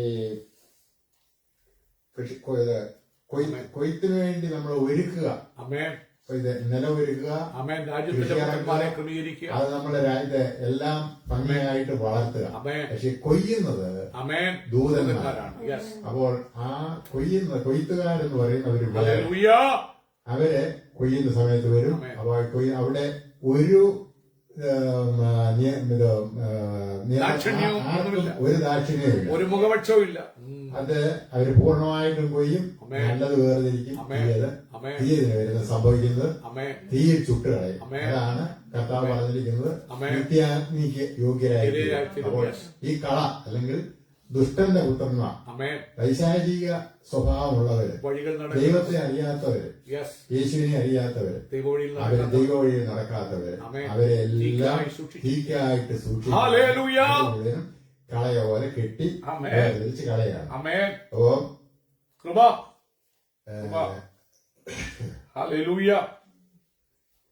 ഇപ്പോഴേ കർത്താവ് ഈ ഭൂമിയിലെ നമ്മുടെ ജീവിതം എന്ന് പറയുന്നത് ഒരു ദിവസം കൊണ്ട് തീരുന്നു. ഈ അബ്രഹാമിനോട് ദൈവം പറഞ്ഞത്, നിന്റെ സന്തതി ആകാശത്തിലെ നക്ഷത്രം പോലെയും ഭൂമിയിലെ മണൽ പോലെയും പെരുവെന്ന് പറഞ്ഞു. അപ്പോ ആ അബ്രഹാമിന്റെ സന്തതി എന്ന് പറയുന്നത്, നമ്മളിപ്പോ അബ്രഹാം അവസാനം വരെ ജീവിക്കുന്നില്ല, അബ്രഹാമിന്റെ മക്കളും മക്കളുടെ മക്കളുമായിട്ടാണ് ജീവിക്കുന്നത്. അപ്പോൾ ലോകത്തിൽ മനുഷ്യന്റെ ഇങ്ങനെ തുറന്നുകൊണ്ടിരിക്കുക. അപ്പോഴേ ഇതിനെ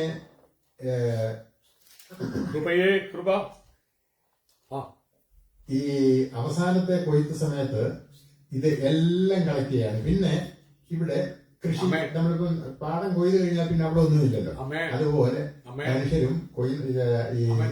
ദൂതന്മാര് വന്നു കഴിയുമ്പോൾ ഹല്ലേലൂയ. നല്ലവരെയും തീയവരെയും സ്വീകരിക്കും. ആമേൻ. അവിടെ തീയിലിട്ട് ചുട്ടുകളയും. കളയും. നല്ലതോ ആമേൻ. കളപ്പുരയിൽ നീതിമാന്മാർ, ആമേൻ. അതായത് നല്ല വിത്ത് ദൈവത്തിന്റെ രാജ്യത്തിൽ ദൈവരാജ്യത്തിൽ ആമേൻ. അവർ സൂര്യനെ പോലെ ശോഭിക്കും. പ്രകാശിക്കും. ഹല്ലേലൂയ. അവിടെ സ്തോത്രം. ഇതിനു വേണ്ടി അപ്പം കർത്താവ് ഈ ഭൂമിയിൽ വന്നപ്പോൾ കർത്താവ് പ്രസംഗിച്ച സ്വർഗരാജ്യം സമീപിച്ചിരിക്കുന്നു. ആമേൻ. അപ്പോൾ അതിനെ മുന്നോടിയായിട്ടൊന്ന് യോഹന്നാനും പറയും, സ്വർഗരാജ്യം സമീപിച്ചിരിക്കാൻ നിങ്ങൾ മാനസാന്തരപ്പെടണം. മനസാന്തരപ്പെടണം. യെസ്. അപ്പോൾ കർത്താവ് മാനസാന്തരം പ്രസംഗിച്ചു. ആമേൻ. മാനസാന്തരത്തോട് ആമേൻ. ചേർത്ത് ആമേൻ. മനുഷ്യൻ ചെയ്യേണ്ട കാര്യങ്ങളൊക്കെ പറഞ്ഞു കൊടുത്തു. ഹല്ലേലൂയ. മാനസാന്തരപ്പെട്ട് കഴിഞ്ഞാൽ നിങ്ങൾ ആമേൻ. എന്തുവാണ് ആമേൻ. അതും ഇത് ആമേൻ. ദൈവപുത്രനായ ക്രിസ്തു, ആമേൻ. യേശു ക്രിസ്തു ദൈവപുത്രനെന്ന് വിശ്വസിക്കുക. ആമേൻ. വാഗോണ്ടേറ്റ് വിശ്വസിച്ചാൽ പറയണം. അതെ, ഹൃദയം കൊണ്ട് വിശ്വസിക്കണം, വാഗോണ്ട്. വായ കൊണ്ട് ഏറ്റു പറയണം. ഹല്ലേലൂയ. ഏറ്റു പറഞ്ഞ് ആമേൻ. ജലത്തിൽ സാക്ഷീകരിക്കണം. സാക്ഷീകരിക്കണം. ചേരണം. അതാണ് ദൈവം കർത്താവ് നമ്മുടെ ഹല്ലേലൂയ. അപ്പോൾ അത് നമ്മുടെ രക്ഷയ്ക്ക് വേണ്ടി കർത്താവ് നമ്മളോട് കൂടുതൽ കാര്യം ഒന്നും ഇല്ല, ചോദിച്ചിട്ടില്ല. ഇല്ല. കണ്ണയാൻ കഴിക്കണ്ട, ഒന്നും പറയണ്ട. പറയാൻ കഴിക്കണ്ട, Yes, ഒന്നും yes. വേണ്ട. ആമേൻ. നീ വിശ്വസിച്ചാൽ മതി. ആമേൻ. ആമേൻ. അപ്പോ നമ്മള് ആ വില വിശ്വസിക്കാമെന്നില്ല, വില കൊടുക്കണ്ട. പക്ഷേ ആ വിശ്വാസം നമുക്ക് പൂർണ്ണമെങ്കിൽ നമ്മൾ അതിന് ഭയങ്കര വില കൊടുക്കണം. വില കൊടുത്താലേ നമുക്ക് അത് വിശ്വസിക്കാൻ തീർച്ചയായിട്ടും കർത്താവ് പറയുന്നത് ആമേൻ. രക്ഷിക്കപ്പെടുന്നത് നിങ്ങളുടെ കഴിവുകൊണ്ടല്ല, അല്ല, ദൈവത്തിന്റെ കൃപ. അപ്പോൾ കർത്താവിന്റെ ആ കൃപയ്ക്ക് വേണ്ടി നമ്മള് പ്രാർത്ഥിക്കാം. ആമേൻ. Praise the Lord. ഇവിടെ ഈ കർത്താവ് പറഞ്ഞിരിക്കുന്നത് ആമേൻ. നിങ്ങള് കൊയ്ത്തിന് വേണ്ടി ആമേൻ. കൊയ്ത്തിന് ആമേൻ.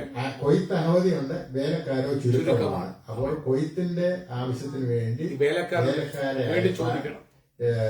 ദൈവത്തോട് അപേക്ഷിക്കുക. യജമാനോട് അപേക്ഷിക്കുക. അപ്പോ ആ യജമാനോട് അപേക്ഷിച്ചിട്ട് യജമാനൻ ഒരുക്കിയവരാണ് നമ്മളോ. ആമേൻ. ഹല്ലേലൂയ. ഇനി നമ്മൾ നമ്മുടെ കൃത്യം നിർവഹിക്കുക. തീർച്ചയായിട്ടും. ആമേൻ. കൊയ്ത്തിന് വേണ്ടി നമ്മൾ ഒരുങ്ങണം. ഒരുക്കണം. ആമേൻ. അപ്പോ ആ വിത്തെന്ന് പറയുന്നതാണ് വചനം. അത് വിതയ്ക്കുവാൻ നമ്മൾ ഓരോരുത്തരും ബാധ്യത. അതെ, തീർച്ചയായിട്ടും. അപ്പോ ആ വിത്ത് നമുക്കുണ്ട്. ഇപ്പൊ വിത്ത് വിതയ്ക്കണമെങ്കിൽ വിത്ത് നമുക്ക് വേണം. ആമേൻ. അപ്പൊ വചനം പഠിക്കണം. എന്ത് വേണം? ശേഖരിക്കണം. വചനം നമ്മള് പഠിക്കണം, വ്യത്യസ്തമാക്കണം. അപ്പോൾ കറക്റ്റായി പഠിക്കണം. ഇത് പരിശുദ്ധാത്മാവ് നമുക്ക് നമ്മുടെ കയ്യിൽ തന്നിട്ടുണ്ട്. ഹല്ലേലൂയ. ഇതിനെപ്പറ്റി കൂടുതലൊന്നും ചെയ്യണ്ട. എല്ലാ ദിവസവും ശ്രദ്ധയോടെ ഇത് വായിച്ചാൽ മാത്രം മതി. ഇരുന്ന് കാണാനൊന്നും പഠിക്കണ്ട.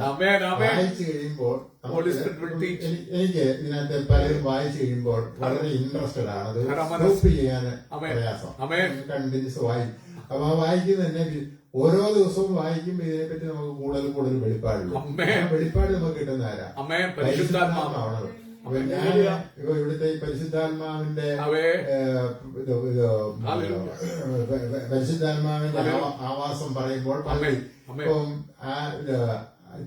ഞാൻ ചിന്തിക്കും പരിശുദ്ധാത്മാവില്ലേ. അപ്പോ ഈ പ്രാർത്ഥിക്കാനുള്ള കൃപ, മടുപ്പില്ലാതെ പ്രാർത്ഥിക്കണമെങ്കിൽ തീർച്ചയായിട്ടും പരിശുദ്ധാത്മാവ്. അപ്പോ ഈ എല്ലാ കൃപാവരങ്ങളിൽ വ്യത്യാസമുണ്ട്. അപ്പോ ഈ ഉപദേശവരം എല്ലാവർക്കും കൊടുത്തിട്ടില്ല. അപ്പം എല്ലാവരും ഉപദേഷ്ടാക്കന്മാരാകത്തില്ല, എല്ലാവരും ഗുരുക്കന്മാരാകത്തില്ല. ഓരോരുത്തർക്കും ഓരോ വരം കീഴുണ്ട്. നമ്മള് ദൈവസന്നിധി നമ്മളെ താഴ്ത്തി നമുക്കത് വെളിപ്പെടുത്തി. തീർച്ചയായും ഇനി എന്തെങ്കിലും പ്രത്യേക വരം വേണമെങ്കിൽ നമ്മൾ പ്രാർത്ഥിക്കുക. ദൈവത്തിന് ഹിതമെങ്കിൽ ദൈവം നമുക്ക് തരും. ദൈവം നമുക്ക് തരുന്നെങ്കിൽ മാത്രമേ പിന്നെ കർത്താവ് യേശു ഈ ഭൂമിയിലെ യേശു ദൈവപുത്രനാണെന്നുള്ള കാര്യത്തില് ഇവിടെ ഇരിക്കുന്ന ആർക്കും സംശയമില്ല. നമ്മൾ കർത്താവ് വിശ്വസിക്കുന്നത്, ദൈവത്തെ വിശ്വസിക്കുന്നത്. അപ്പോൾ കർത്താവ് ഈ ഭൂമിയിൽ വന്നു കഴിഞ്ഞപ്പോൾ കർത്താവ് ചെയ്തതല്ല, തന്റെ പ്രായമാകുന്നത് വരെ മാതാപിതാക്കൾക്ക് അപ്പോ അങ്ങനെ ഇരുന്ന് പ്രായപൂർത്തിയായി താൻ ഏകനായിട്ട് ഇറങ്ങാം. കാരണം കർത്താവ് പൂർണ്ണ മനുഷ്യനും പൂർണ്ണ ദൈവമായിരുന്നു. Yes. അപ്പോൾ പൂർണ്ണ മനുഷ്യനായിട്ടിരിക്കുമ്പോൾ മനുഷ്യന് ബലഹീനതയുണ്ട്. Amen. ആ ബലഹീനത നമ്മളെ ഒരു കൊച്ചു പൈതല് അതിനെ ഒരു 2 വയസ്സേ ഉള്ളെങ്കിൽ Amen. അതിന് ആ വിശുദ്ധിയിൽ ജീവിക്കാനൊന്നും അറിയത്തില്ല. Amen. ചെളിയിലും ചള്ളയിലും ഇപ്പം തുണി കൊടുക്കണമെന്ന് പോലും അവനറിയത്തില്ല. അതിന് പ്രായമുള്ളവരുടെ സംരക്ഷണം വേണം. അപ്പോൾ ആ മാനുഷികമായ വളർച്ചയ്ക്ക് വേണ്ടി മാതാപിതാക്കൾ കീഴ്പ്പെട്ടിരുന്നു. അപ്പോൾ ലോകത്തിന്റെ അംഗീകാരത്തിന് വേണ്ടി അവൻ യൗവനക്കാരനാണ്, അവന്റെ സ്വന്തം കാര്യം ചെയ്യുക. അങ്ങനെ വന്നിട്ട് കർത്താവ് 30 വയസ്സായപ്പോഴാണ് പരസ്യ ശുശ്രൂഷ തുടങ്ങുന്നത്. അപ്പോൾ ശുശ്രൂഷ തുടങ്ങി കഴിഞ്ഞപ്പോൾ യേശു ചെയ്തത് തനിക്ക് ശിഷ്യന്മാര്, കാരണം ഒറ്റയ്ക്കല്ല. അപ്പോ ഇതിനകത്ത് ഈ ശിഷ്യന്മാരെ കർത്താവ് ഒരുക്കുന്നുണ്ട്. അപ്പോ കർത്താവ് തന്നെ ശിഷ്യന്മാരെ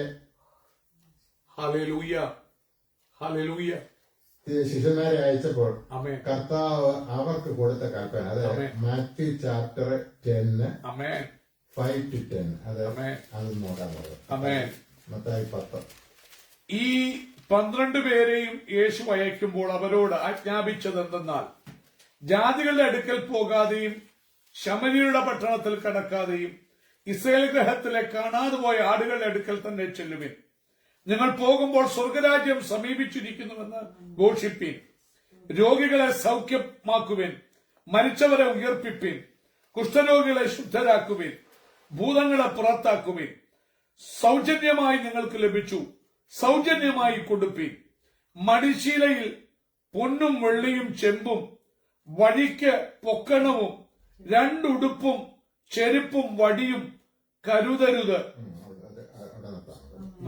അപ്പോ കർത്താവ് ഈ ശിഷ്യന്മാരെ ഒരുക്കി. അപ്പം കൊയ്ത്തിന് വേണ്ടിയുള്ള ഒരുക്കം അവിടെ തുടങ്ങാണ്, വേലക്കാരായ ദാസന്മാര്. അപ്പൊ ഇവരെ അയക്കുന്നതിന് മുമ്പ് കർത്താവ് ഇവർക്ക് അധികാരങ്ങൾ കൊടുത്തു. അശുദ്ധാത്മാക്കളെ പുറത്താക്കുവാനും, അതായത് 10:1 വാക്യം.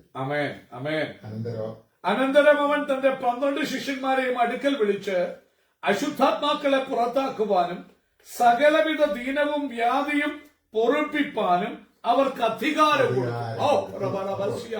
ഈ കൃപയെ നമ്മളെ ശ്രദ്ധിക്കേണ്ടത്, ഈ ശിഷ്യന്മാരെ അയക്കുമ്പോൾ അവർക്കൊരു അധികാരപത്രം ക്ലാസ്സിൽ നോക്കിട്ട് കൊടുത്തില്ല, പക്ഷെ അവർക്കൊരു അധികാരം കൊടുത്തു. അപ്പോൾ അവർക്ക്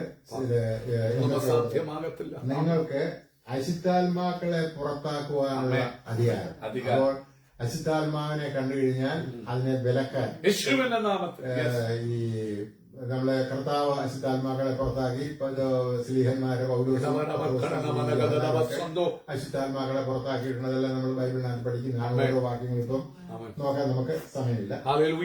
ആ അശുദ്ധാത്മാക്കളെ പുറത്താക്കുവാനും സകലവിധ ദീനവും വ്യാധിയും പൊറുപ്പിപ്പാനും അവർക്ക് അധികാരം കൊടുക്കും. ആദ്യം ഈ അധികാരം അവർക്ക് കൊടുത്തു.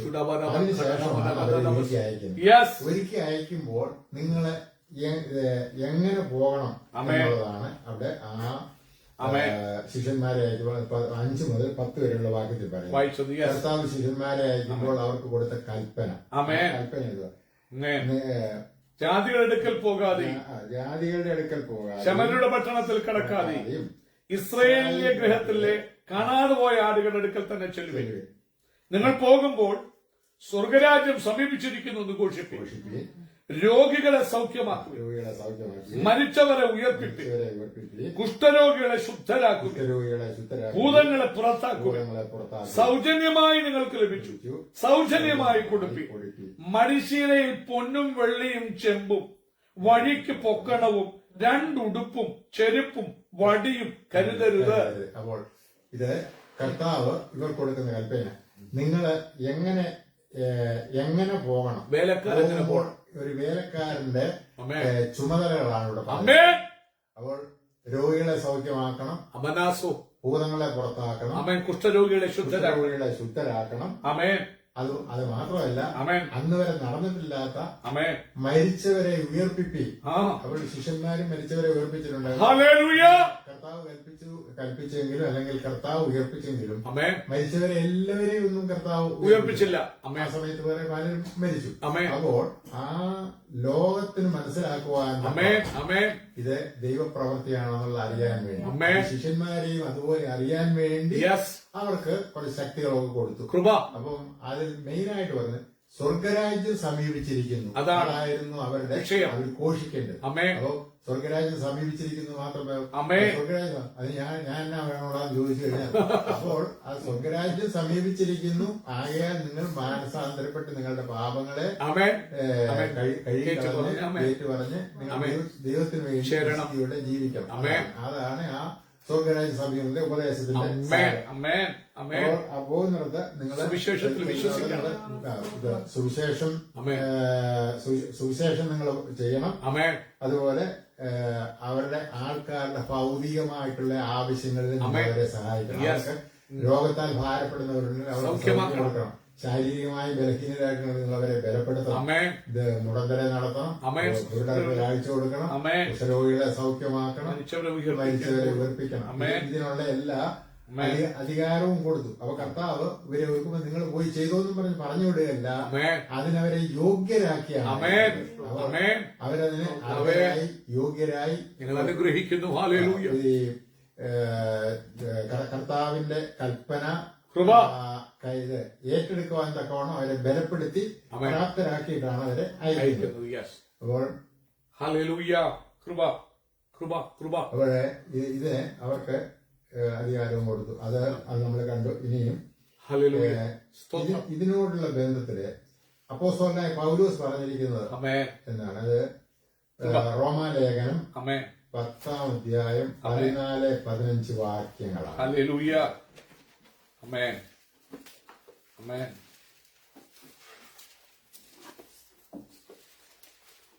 ആരും അയക്കാതെ എങ്ങനെ പ്രസംഗിക്കും? 14 മുതൽ വായിക്കുന്നു. എന്നാൽ അവർ വിശ്വസിക്കാത്തവനെ എങ്ങനെ വിളിച്ചപേക്ഷിക്കും? അവർ കേട്ടിട്ടില്ലാത്തവനിൽ എങ്ങനെ വിശ്വസിക്കും? പ്രസംഗിക്കുന്നവനില്ലാതെ എങ്ങനെ കേൾക്കും? ആരും അയക്കാതെ എങ്ങനെ പ്രസംഗിക്കും? നന്മ സുവിശേഷിക്കുന്നവരുടെ കാൽ എത്ര മനോഹരമെന്ന് എഴുതിയിരിക്കുന്നുവല്ലോ. അപ്പോൾ ഇവിടെ നമ്മൾ ശ്രദ്ധിക്കേണ്ടത്, ഈ ശിഷ്യന്മാരെ കർത്താവ് അയച്ചു, അത് അപ്പോസ്തലന്മാരെ. പൗലോസ് ആ കൂട്ടത്തില് ഇല്ല. പക്ഷെങ്കിൽ ഇതിനെപ്പറ്റി പൗലോസ്ലീഹായും കർത്താവ് വിളിച്ച് വേർതിരിച്ചതാണ്. കർത്താവ് നേരിട്ട് പഠിപ്പിച്ചതാണ്. വെളിപ്പാടുകളിൽ കൂടിയാണ് പൗലോസ്ലീഹായ്ക്ക് ഈ അറിവും യോഗ്യതയെല്ലാം ലഭിച്ചത്. അപ്പോൾ ആ പൗലോസ്ലീഹ ഇത് ഇവിടെ പറഞ്ഞു, അവർ വിശ്വസിക്കാത്തവനെ എങ്ങനെ വിളിച്ചപേക്ഷിക്കും? അപ്പൊ നമ്മള് കർത്താവിനെ പറ്റി നമുക്ക് അറിയാമെങ്കിൽ മാത്രമേ നമുക്ക് വിശ്വസിക്കാൻ പറ്റുള്ളൂ. അപ്പോൾ ആ വിശ്വസിക്കാത്തതിനെ എങ്ങനെ വിളിച്ചത്? കേട്ടിട്ടില്ലാത്തവനെങ്ങനെ വിശ്വസിക്കുന്നത്? യേശു ആരാണെന്ന് കേൾക്കണം, യേശു ആരാണെന്ന് അറിയണം. പ്രസംഗിക്കുന്നില്ല. ആരെങ്കിലും പ്രസംഗിക്കാനുണ്ടെങ്കിൽ കേൾക്കാൻ പറ്റത്തുള്ളൂ. അപ്പോൾ ഈ പ്രസംഗകരെ ഒരുക്കാനും അപ്പോൾ ആരെങ്കിലും പ്രസംഗിക്കാൻ വേണം. അപ്പൊ പ്രസംഗിക്കാൻ പോകണമെങ്കിൽ അവനെ അതിന് ട്രെയിൻ ചെയ്യണം. പ്രസംഗിച്ചുകൊണ്ട് നടക്കുന്നതിന് വിശപ്പും ദാഹവും ചിലപ്പം കുടുംബം ഒക്കെ ഉള്ളവരായിരിക്കും. പൗലോസിന് കുടുംബമൊന്നും ഇല്ലായിരുന്നു. ഭാര്യയും മക്കളും ഒക്കെ ഉള്ളവരാണെങ്കിൽ അവനെ പ്രസംഗിക്കാൻ മാത്രം പൂർണ്ണ സമയത്തിന് പോകുന്നതാണെങ്കിൽ അവന്റെ ബാക്കി ആ ദൈവദാസന്റെ കാര്യങ്ങളൊക്കെ ഇത് മുട്ടില്ലാതെ ചെയ്തു കൊടുക്കാൻ നമുക്ക് കടപ്പാടുണ്ട്. കാരണം നമുക്ക് വേണ്ടിയാണ് ആ ദൈവദാസന്മാർ ഈ വേല ചെയ്യുന്നത്. പ്രസംഗിക്കുന്നവരില്ലാതെ എങ്ങനെ കേൾക്കും? ആരും അയക്കാതെ എങ്ങനെ പ്രസംഗിക്കും? പൗലോസ് വീണ്ടും ഇതിനെപ്പറ്റി പറയുന്നുണ്ട്. എഫേസ്യ ലേഖനം 4:11. അവൻ ചിലരെ അപ്പോസ്തലന്മാരായും ചിലരെ പ്രവാചകന്മാരായും ചിലരെ സുവിശേഷകന്മാരായും ചിലരെ ഇടയന്മാരായും ഉപദേഷ്ടാക്കന്മാരായും നിയമിച്ചിരിക്കുന്നു. അപ്പോൾ ഇത് അപ്പോസ്തലന്മാർ അതിനെപ്പറ്റി പൂർണ്ണമായി ഇത്രയും വിവരം വിശദീകരണം നൽകിയില്ലെങ്കിലും പൗലോസ്ലീഹ അത് വ്യക്തമായിട്ട് പറഞ്ഞിരിക്കുകയാണ്. അപ്പോൾ ഇത് എല്ലാവരും ഉപദേശകന്മാരായാൽ കേൾക്കാൻ ആളുകളില്ല. Amen. അപ്പോ ഈ അതിനെപ്പറ്റി ഓരോരുത്തരുടെയും അവരുടെ യോഗ്യത ചിലരെ അവൻ അപ്പോസ്തലന്മാരായി നിയമിച്ചു, ചിലരെ പ്രവാചകന്മാരായി നിയമിച്ചു, ചിലരെ സുവിശേഷകന്മാരായും ചിലരെ ഇടയന്മാരായും ഉപദേഷ്ടാക്കന്മാരായും നിയമിച്ചിരിക്കുന്നു. അപ്പോഴേ ഈ ഒരു സഭയില് ഓരോരുത്തർക്കും പ്രത്യേക ചുമതലകളും പദവികളുമാണ്. അത് അവരൊരു മനസ്സിലാക്കി അതിനെ അംഗീകരിച്ച് ഉപദേഷ്ടാക്കന്മാരായിട്ട് ദൈവം നിശ്ചയിച്ചാണ്. അവരുടെ ഉപദേശം നമ്മള് വിനയത്തോടെ കേൾക്കുവാൻ നമ്മൾ വിധിക്കപ്പെട്ടവരാണ്. നമ്മളെ ഏൽപ്പിച്ചു കൊടുക്കണം. അവിടെ പിന്നെ ഈ പ്രാർത്ഥനയുടെ പ്രാധാന്യവും പൗലോസ്ലീഹ പറയുന്നുണ്ട്. ഇവിടെ എടുത്തു പറയാം. 2 തെസലോനിക്കർ 3-ാം അധ്യായം 1-2 വാക്യങ്ങൾ. ഒടുവിൽ സഹോദരന്മാരെ, കർത്താവിന്റെ വചനം നിങ്ങളുടെ അടുക്കൽ എത്തിയതുപോലെ വേഗം വ്യാപിച്ചു മഹത്വപ്പെടുവാനും വല്ലാത്തവരും ദുഷ്ടന്മാരുമായ മനുഷ്യരുടെ കയ്യിൽ നിന്ന് ഞങ്ങൾ വിടുവിക്കപ്പെടുവാനും ഞങ്ങൾക്ക് വേണ്ടി പ്രാർത്ഥിപ്പി. അപ്പോൾ നമുക്ക് ഈ പ്രാർത്ഥനയുടെ ആവശ്യം അവിടെ നമ്മള് ഈ ദൈവവേലയിൽ ശക്തരായിരുന്നാലും നമ്മള് പ്രാർത്ഥനയില് മടുപ്പില്ലാതെ എപ്പോഴും പ്രാർത്ഥിപ്പിക്കുന്ന അത് നമ്മൾ ജോലി ചെയ്യുന്ന സമയത്തും പ്രാർത്ഥിക്കാം, എല്ലാ സമയത്തും നമുക്ക് പ്രാർത്ഥിക്കാനുള്ള നമ്മള് അടുക്കള നമുക്ക് പ്രാർത്ഥിക്കാം. അതേസമയം സ്കൂളിലെ ഒരു കുഞ്ഞുങ്ങളെ പഠിപ്പിച്ചുകൊണ്ടിരിക്കുമ്പോൾ അവർക്ക് പ്രാർത്ഥിക്കാൻ പറ്റത്തില്ല. നിർബന്ധമാണെന്ന് മാത്രമേ അവർക്ക് അവസരമുള്ളപ്പോഴൊക്കെ നമ്മൾ പ്രാർത്ഥിക്കും. അപ്പോൾ പ്രാർത്ഥനയുടെ പ്രാധാന്യം പൗലോസ് ഇവിടെ നമ്മളോട് പറയുന്നു. അതായത് കർത്താവിന്റെ വചനം നിങ്ങളുടെ അടുക്കൽ എത്തിയതുപോലെ വേഗം വ്യാപിച്ച് മഹത്വപ്പെടണം. പിന്നെ അത് അതിന്റെ ബാക്കി വല്ലാത്തവരും ദുഷ്ടരുമായ മനുഷ്യരുടെ കയ്യിൽ നിന്ന് ഞങ്ങൾ വിടുവിക്കപ്പെടണം, ഞങ്ങൾക്ക് വേണ്ടി പ്രാർത്ഥിപ്പി.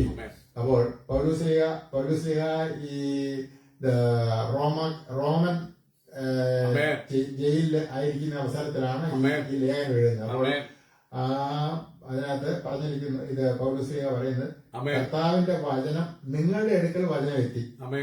അപ്പോൾ അതുപോലെ ഇത് വേഗം വ്യാപിച്ച് വചനങ്ങളെ മഹത്വപ്പെടണം. കർത്താവിന്റെ വചനങ്ങൾ മഹത്വപ്പെടണം. സകല ആൾക്കാർ ഈ വചനം അറിയണം, കേൾക്കണം. പിന്നെ ഉപദേഷ്ടാവായ അപ്പോസ്തലനായ പൗലോസാണ് ജനങ്ങളോട്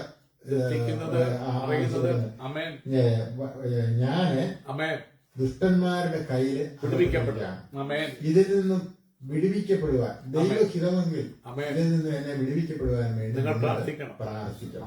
അപ്പോൾ പൗലോസ്ലീഹ പ്രാർത്ഥിക്കുന്നത് അതിൽ നിന്ന് വിടുവിച്ചിട്ട് കുറെ ദീർഘകാലം ജീവിക്കാനല്ല,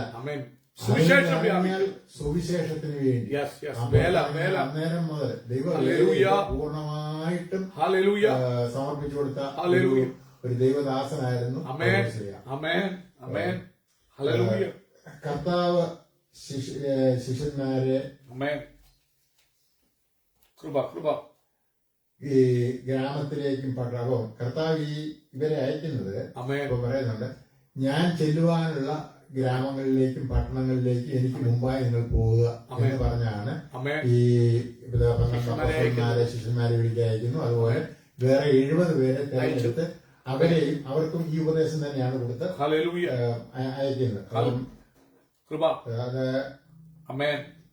അതിന്റെ 11 മുതൽ 15 വരെ മത്തായി 10 11 മുതൽ 15 വരെ വായിക്കുന്നു. വഴിക്ക് പൊക്കണവും 2 ഉടുപ്പും അതിന് മുമ്പ് തൊട്ട് വായിക്കുന്നു.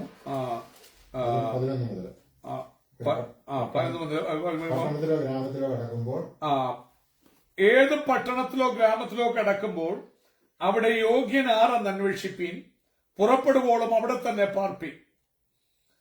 ആ വീട്ടിൽ ചെല്ലുമ്പോൾ അതിന് വന്ദനം പറവീൻ. വീട്ടിന് യോഗ്യതയുള്ളവരുണ്ടെങ്കിൽ നിങ്ങളുടെ സമാധാനം അതിന്മേൽ വരട്ടെ. യോഗ്യത ഇല്ല എന്ന് വരികിൽ സമാധാനം നിങ്ങളിലേക്ക് മടങ്ങിപ്പോരട്ടെ. ആരെങ്കിലും നിങ്ങളെ കൈക്കൊള്ളാതെയും നിങ്ങളുടെ വചനങ്ങളെ കേൾക്കാതെയും ഇരുന്നാൽ ആ വീടോ പട്ടണമോ വിട്ട് പോകുമ്പോൾ നിങ്ങളുടെ കാലിലെ പൊടി തട്ടിക്കളവിൻ. ന്യായവിസ്താര ദിവസത്തിൽ ആ പട്ടണത്തെക്കാൾ സൊദോമരുടെയും ഗൊമോരരുടെയും ദേശത്തിന് സഹിക്കാവതാകും എന്ന് ഞാൻ സത്യമായിട്ട് നിങ്ങളോട് പറയുന്നു. ചെന്നായ്ക്കളുടെ നടുവിൽ ആടിനെ പോലെ ഞാൻ നിങ്ങളെ അയക്കുന്നു. ആകയാൽ പാവനെ പോലെ ബുദ്ധിയും പ്രാവനെ പോലെ കളങ്കമില്ലാത്തൊരു വരുത്തി. അപ്പോൾ ഈ കർത്താവിന് മുന്നൊരുക്കമായിട്ട് ഈ ശിഷ്യന്മാരെ ഗ്രാമങ്ങളിലേക്കും പട്ടണങ്ങളിലേക്കും അയക്കുമ്പോൾ അവർ കൊടുത്ത ഉപദേശത്തെ പറ്റിയാണ് പറഞ്ഞിരിക്കുന്നത്. നിങ്ങൾ ഏതെങ്കിലും ഗ്രാമത്തിലോ പട്ടണത്തിലോ കടക്കുമ്പോൾ അവിടെ യോഗ്യൻ ആരെന്ന് അന്വേഷിപ്പി. അപ്പൊ ഒരു ഇവർ ചെല്ലുന്നത് അറിയാൻ മേലാത്തൊരു സ്ഥലമാണ്, പരിചയമില്ലാത്തൊരു സ്ഥലത്താണ്. അവിടെ ചെന്ന് കഴിഞ്ഞാൽ അവർക്ക്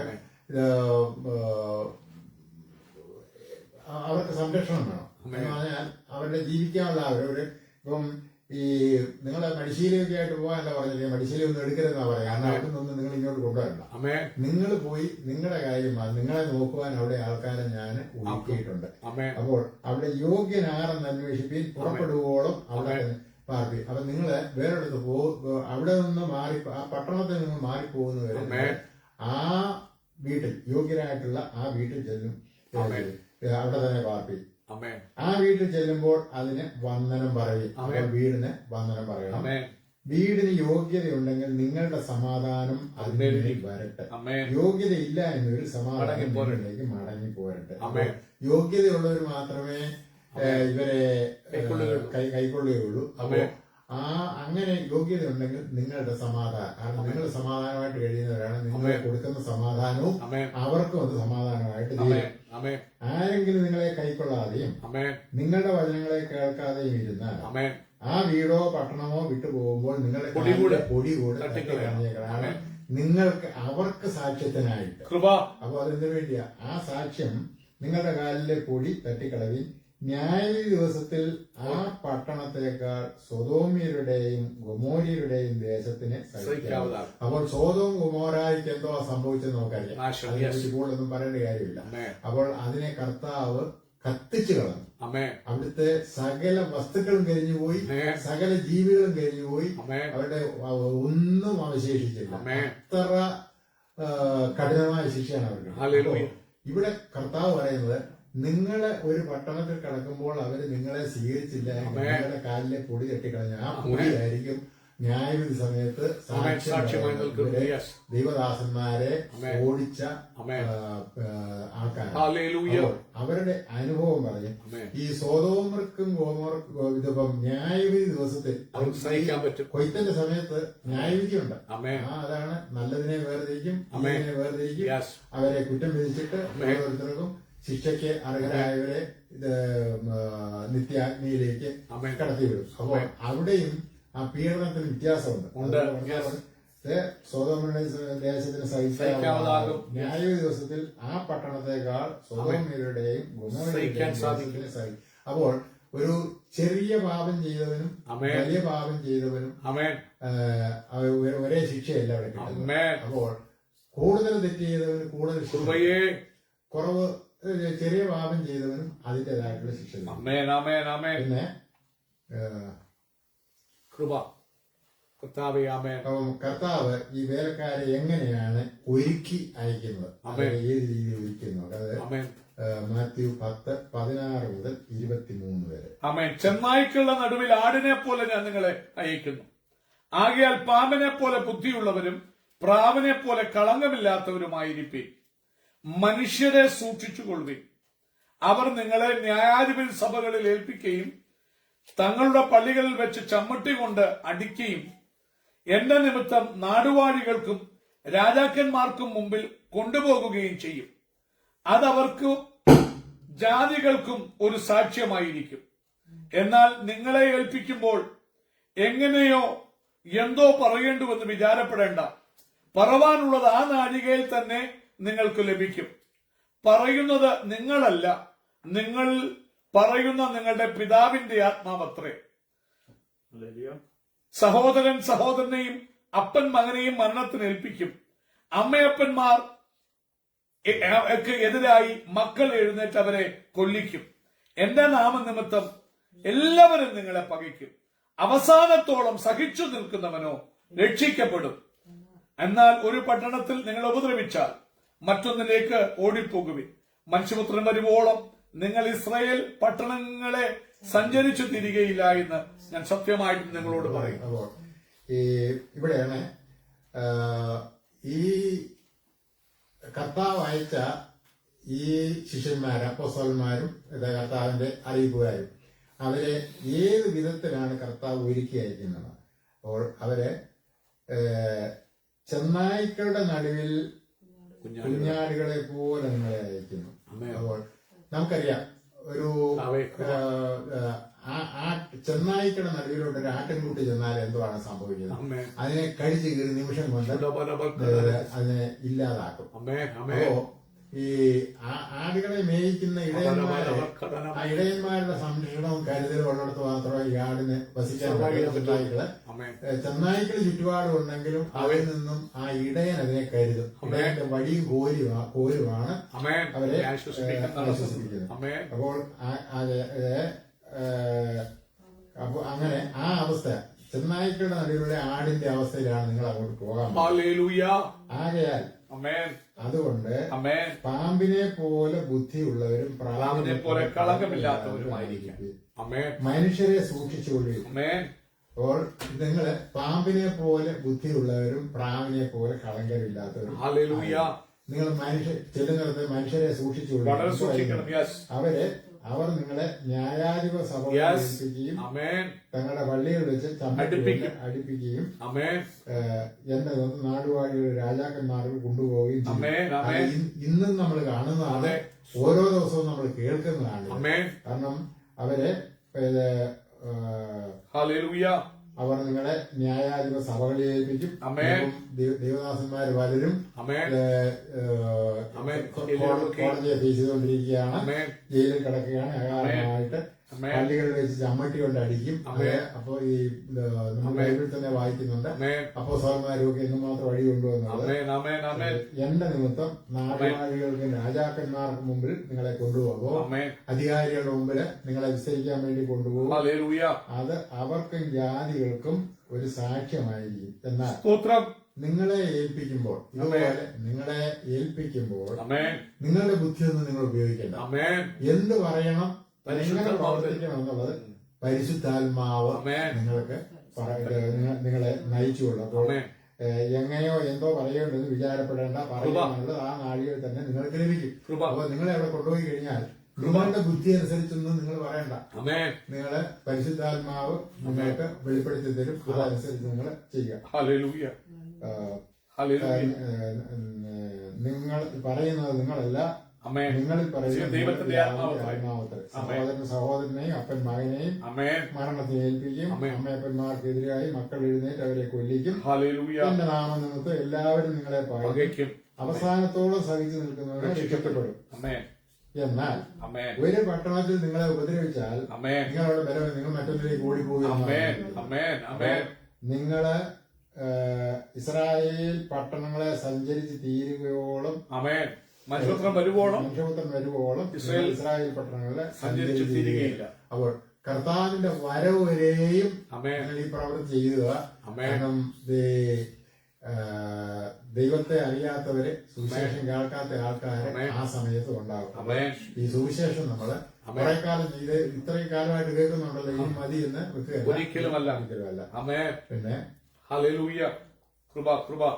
പിന്നെ ഇതിനകത്ത് യേശു ഇതിനകത്ത് ഈ അയക്കുമ്പോൾ കർത്താവ് പറയുന്നുണ്ട്, നിങ്ങള് ജാതികളുടെ ഇടയിൽ പോകാതെയും ശമര്യരുടെ പട്ടണത്തിൽ കിടക്കാതെയും ഇസ്രായേൽ മക്കളുടെ ഇടയിൽ മാത്രം സുവിശേഷം പറയാനാണ്. പക്ഷെ എന്നാൽ ഇവിടെ നമ്മള് ആ ജോൺ ചാപ്റ്റർ 4 അതിനകത്ത് യേശു ശമരിയിൽ പോയി സുവിശേഷം അറിയിച്ചതായിട്ട് അവിടെ കാണാം. 2 ദിവസം യേശു അവിടെ സുവിശേഷം അറിയിച്ചു. യോഹന്നാന്റെ സുവിശേഷം 4-ാം അധ്യായം.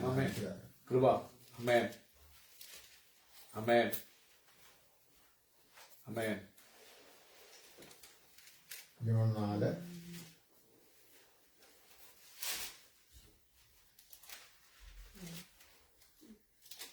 2 ദിവസം 43 2 ദിവസം കഴിഞ്ഞിട്ട് അവൻ അവിടെ വിട്ട് ഗലീലയിലേക്ക് പോയി. 42 മുതൽ ഇനി നിന്റെ വാക്കുകൊണ്ടല്ല ഞങ്ങൾ വിശ്വസിക്കുന്നത്, ഞങ്ങൾ തന്നെ കേൾക്കുകയും അവൻ സാക്ഷാൽ ലോകരക്ഷിതാവ് എന്ന് അറിയുകയും ഇരിക്കുന്നുവെന്ന് സ്ത്രീയോട് പറഞ്ഞു. 2 ദിവസം കഴിഞ്ഞിട്ട് അവൻ അവിടം വിട്ടുപോയി.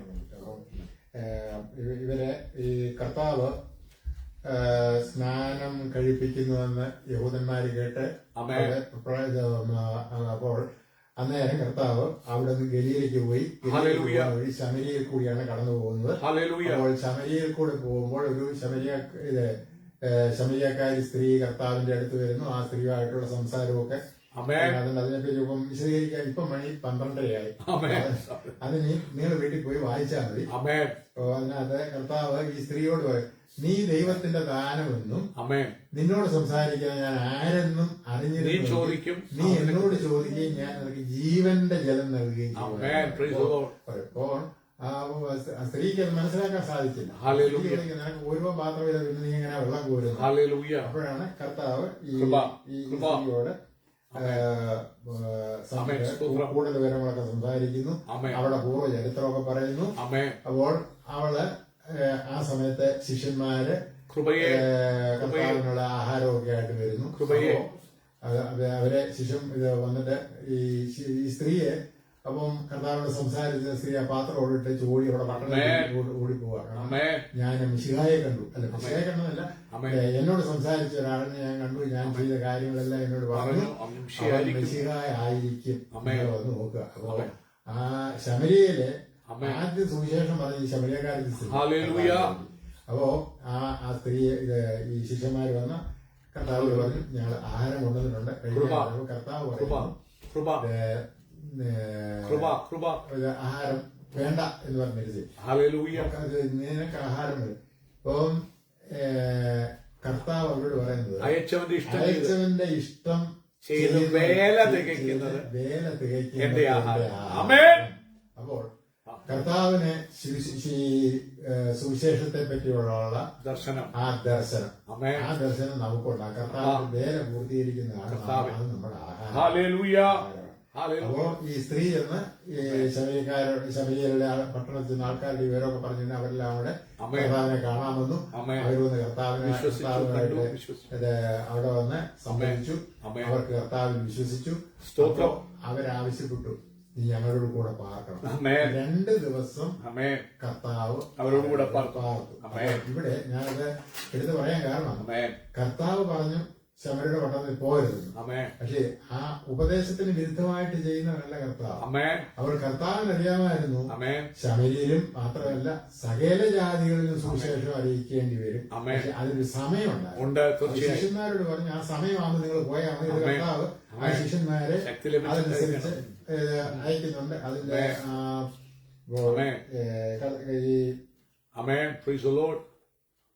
അപ്പോ ഈ ശമരിയിലെ ആൾക്കാര് അങ്ങനെ ശമരിയർ അവന്റെ അടുക്കൽ വന്നു, ഞങ്ങളോടുകൂടെ പാർക്കണമെന്ന് അവനോട് അപേക്ഷിച്ചു. അവൻ 2 നാൾ അവിടെ പാർത്തു. ഏറ്റവും അധികം പേർ അവന്റെ വചനം കേട്ട് വിശ്വസിച്ചു. എന്നിട്ട് സ്ത്രീയോട് പറയും, ഇനി നിന്റെ വാക്കുകൊണ്ടല്ല ഞങ്ങൾ വിശ്വസിക്കുന്നത്, തന്നെ കേൾക്കുകയും സാക്ഷാൽ ലോകരക്ഷിതാവെന്ന് അറിയുകയും ചെയ്തിരിക്കുന്ന സ്ത്രീയോട് പറഞ്ഞു. അവർക്ക് ശമരിയെ കർത്താവിൽ വിശ്വസിക്കും. ശമര്യൻ എന്ന് പറയുന്നു ഇസ്രായേൽ ജനതയിൽ തന്നെ ഒരു വിഭാഗം. പക്ഷെ അവര് ശുദ്ധിയില്ലാത്തവരെന്നാണ് അവർ പറയുന്നത്. ബാബേൽ പ്രവാസകാലത്ത് അവരെ ബാബേൽ ജാതികളുമായിട്ട് കൂടിക്കലർന്നു പോയി പറഞ്ഞാണ് ഇവരെ മാറ്റി നിർത്തിയിരിക്കുന്നത്.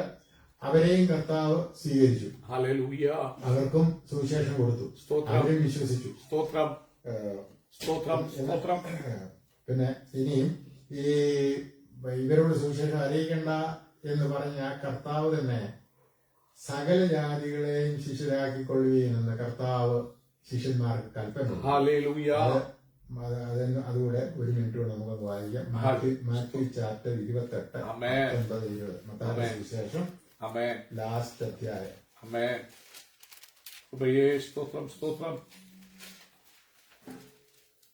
ആകയാൽ നിങ്ങൾ പുറപ്പെട്ട് യേശു അടുത്ത് എന്ന് സ്വർഗത്തിലും ഭൂമിയിലും 18 മുതൽ ആമേൻ സ്വർഗത്തിലും ഭൂമിയിലും സകല അധികാരവും എനിക്ക് നൽകപ്പെട്ടിരിക്കുന്നു. ആകയാൽ നിങ്ങൾ പുറപ്പെട്ട് പിതാവിന്റെയും പുത്രന്റെയും പരിശുദ്ധാത്മാവിന്റെയും നാമത്തിൽ സ്നാനം കഴിപ്പിച്ചും ഞാൻ നിങ്ങളോട് കൽപ്പിച്ചതൊക്കെയും പ്രമാണിപ്പാൻ തക്കവണ്ണം ഉപദേശിച്ചുകൊണ്ട് സകല ജാതികളെ ശിഷ്യരാക്കിക്കൊള്ളുവീൻ. ഞാനോ ലോകാവസാനത്തോളം എല്ലാ നാളും നിങ്ങളോടുകൂടെ ഉണ്ട് എന്ന് അരുളി ചെയ്തു. അത് കർത്താവ് മരിച്ച് ഉയർത്തി കഴിഞ്ഞിട്ട് 11 ശിഷ്യന്മാരും സ്തോത്രം. ഗലീലയിലേക്ക് പോകാൻ പറഞ്ഞു. അപ്പോൾ ഗലീലയില് ഒരു മലയിൽ ചെന്നപ്പോൾ ആ മലയിൽ കർത്താവ് പ്രത്യക്ഷപ്പെട്ടിട്ട് അവിടെ വെച്ചാണ് പറയുന്നത്. കർത്താവിന്റെ മരിച്ച് ഉയർത്തി കഴിഞ്ഞിട്ടാണ് ലോകത്തിലെ സാക്ഷികളാകാൻ അത് പൗലോസ് ഇസ്രായേലിനെ കർത്താവിനെ ഇവര് നിരസിച്ചത് ആ നീരസം ജാതികൾക്ക് രക്ഷ വരേണ്ടതിനായിരുന്നു. അതുകൊണ്ട് അത് പ്രവചനമാണ്. അപ്പൊ ആ പ്രവചനം അതിന് സമയമായപ്പോൾ കർത്താവ് അത് പറഞ്ഞു. തീർച്ചയായും. അപ്പം അതിന്റെ ഇതിലെ ഈ മർക്കോസിലും ഇത് തന്നെ മർക്കോസ് 16:18. ഹല്ലേലൂയ. 16:18. ആമേൻ. ആമേൻ. സ്തോത്രം ചെയ്യുന്നു. വിശ്വസിക്കുന്നവരാൽ ഈ അടയാളങ്ങൾ നടക്കും. ആമേൻ. സ്തോത്രം ചെയ്യുന്നു. എന്റെ നാമത്തിൽ ഭൂതങ്ങളെ പുറത്താക്കും, പുതുഭാഷകൾ സംസാരിക്കും, സർപ്പങ്ങളെ പിടിച്ചെടുക്കും, മരണകരമായ ആകുന്ന പിടിച്ചാലും അവർക്ക് ഹാനി വരികയില്ല, രോഗികളുടെ മേൽ കൈവച്ചാൽ അവർക്ക് സൗഖ്യം വരുമെന്ന് പറഞ്ഞു. ആകയാൽ കർത്താവായ യേശു അവരോട് അരുളിച്ച ശേഷം സ്വർഗത്തിലേക്ക് എടുക്കപ്പെട്ടു. ആമേൻ. അതിന്റെ 15 മുതൽ ഒന്ന് വായിച്ചാല്, പിന്നെ അവൻ അവരോട്, നിങ്ങൾ ഭൂലോകത്തിലൊക്കെയും പോയി സകല സൃഷ്ടിയോടും സുവിശേഷം പ്രസംഗിപ്പീൻ. ആമേൻ.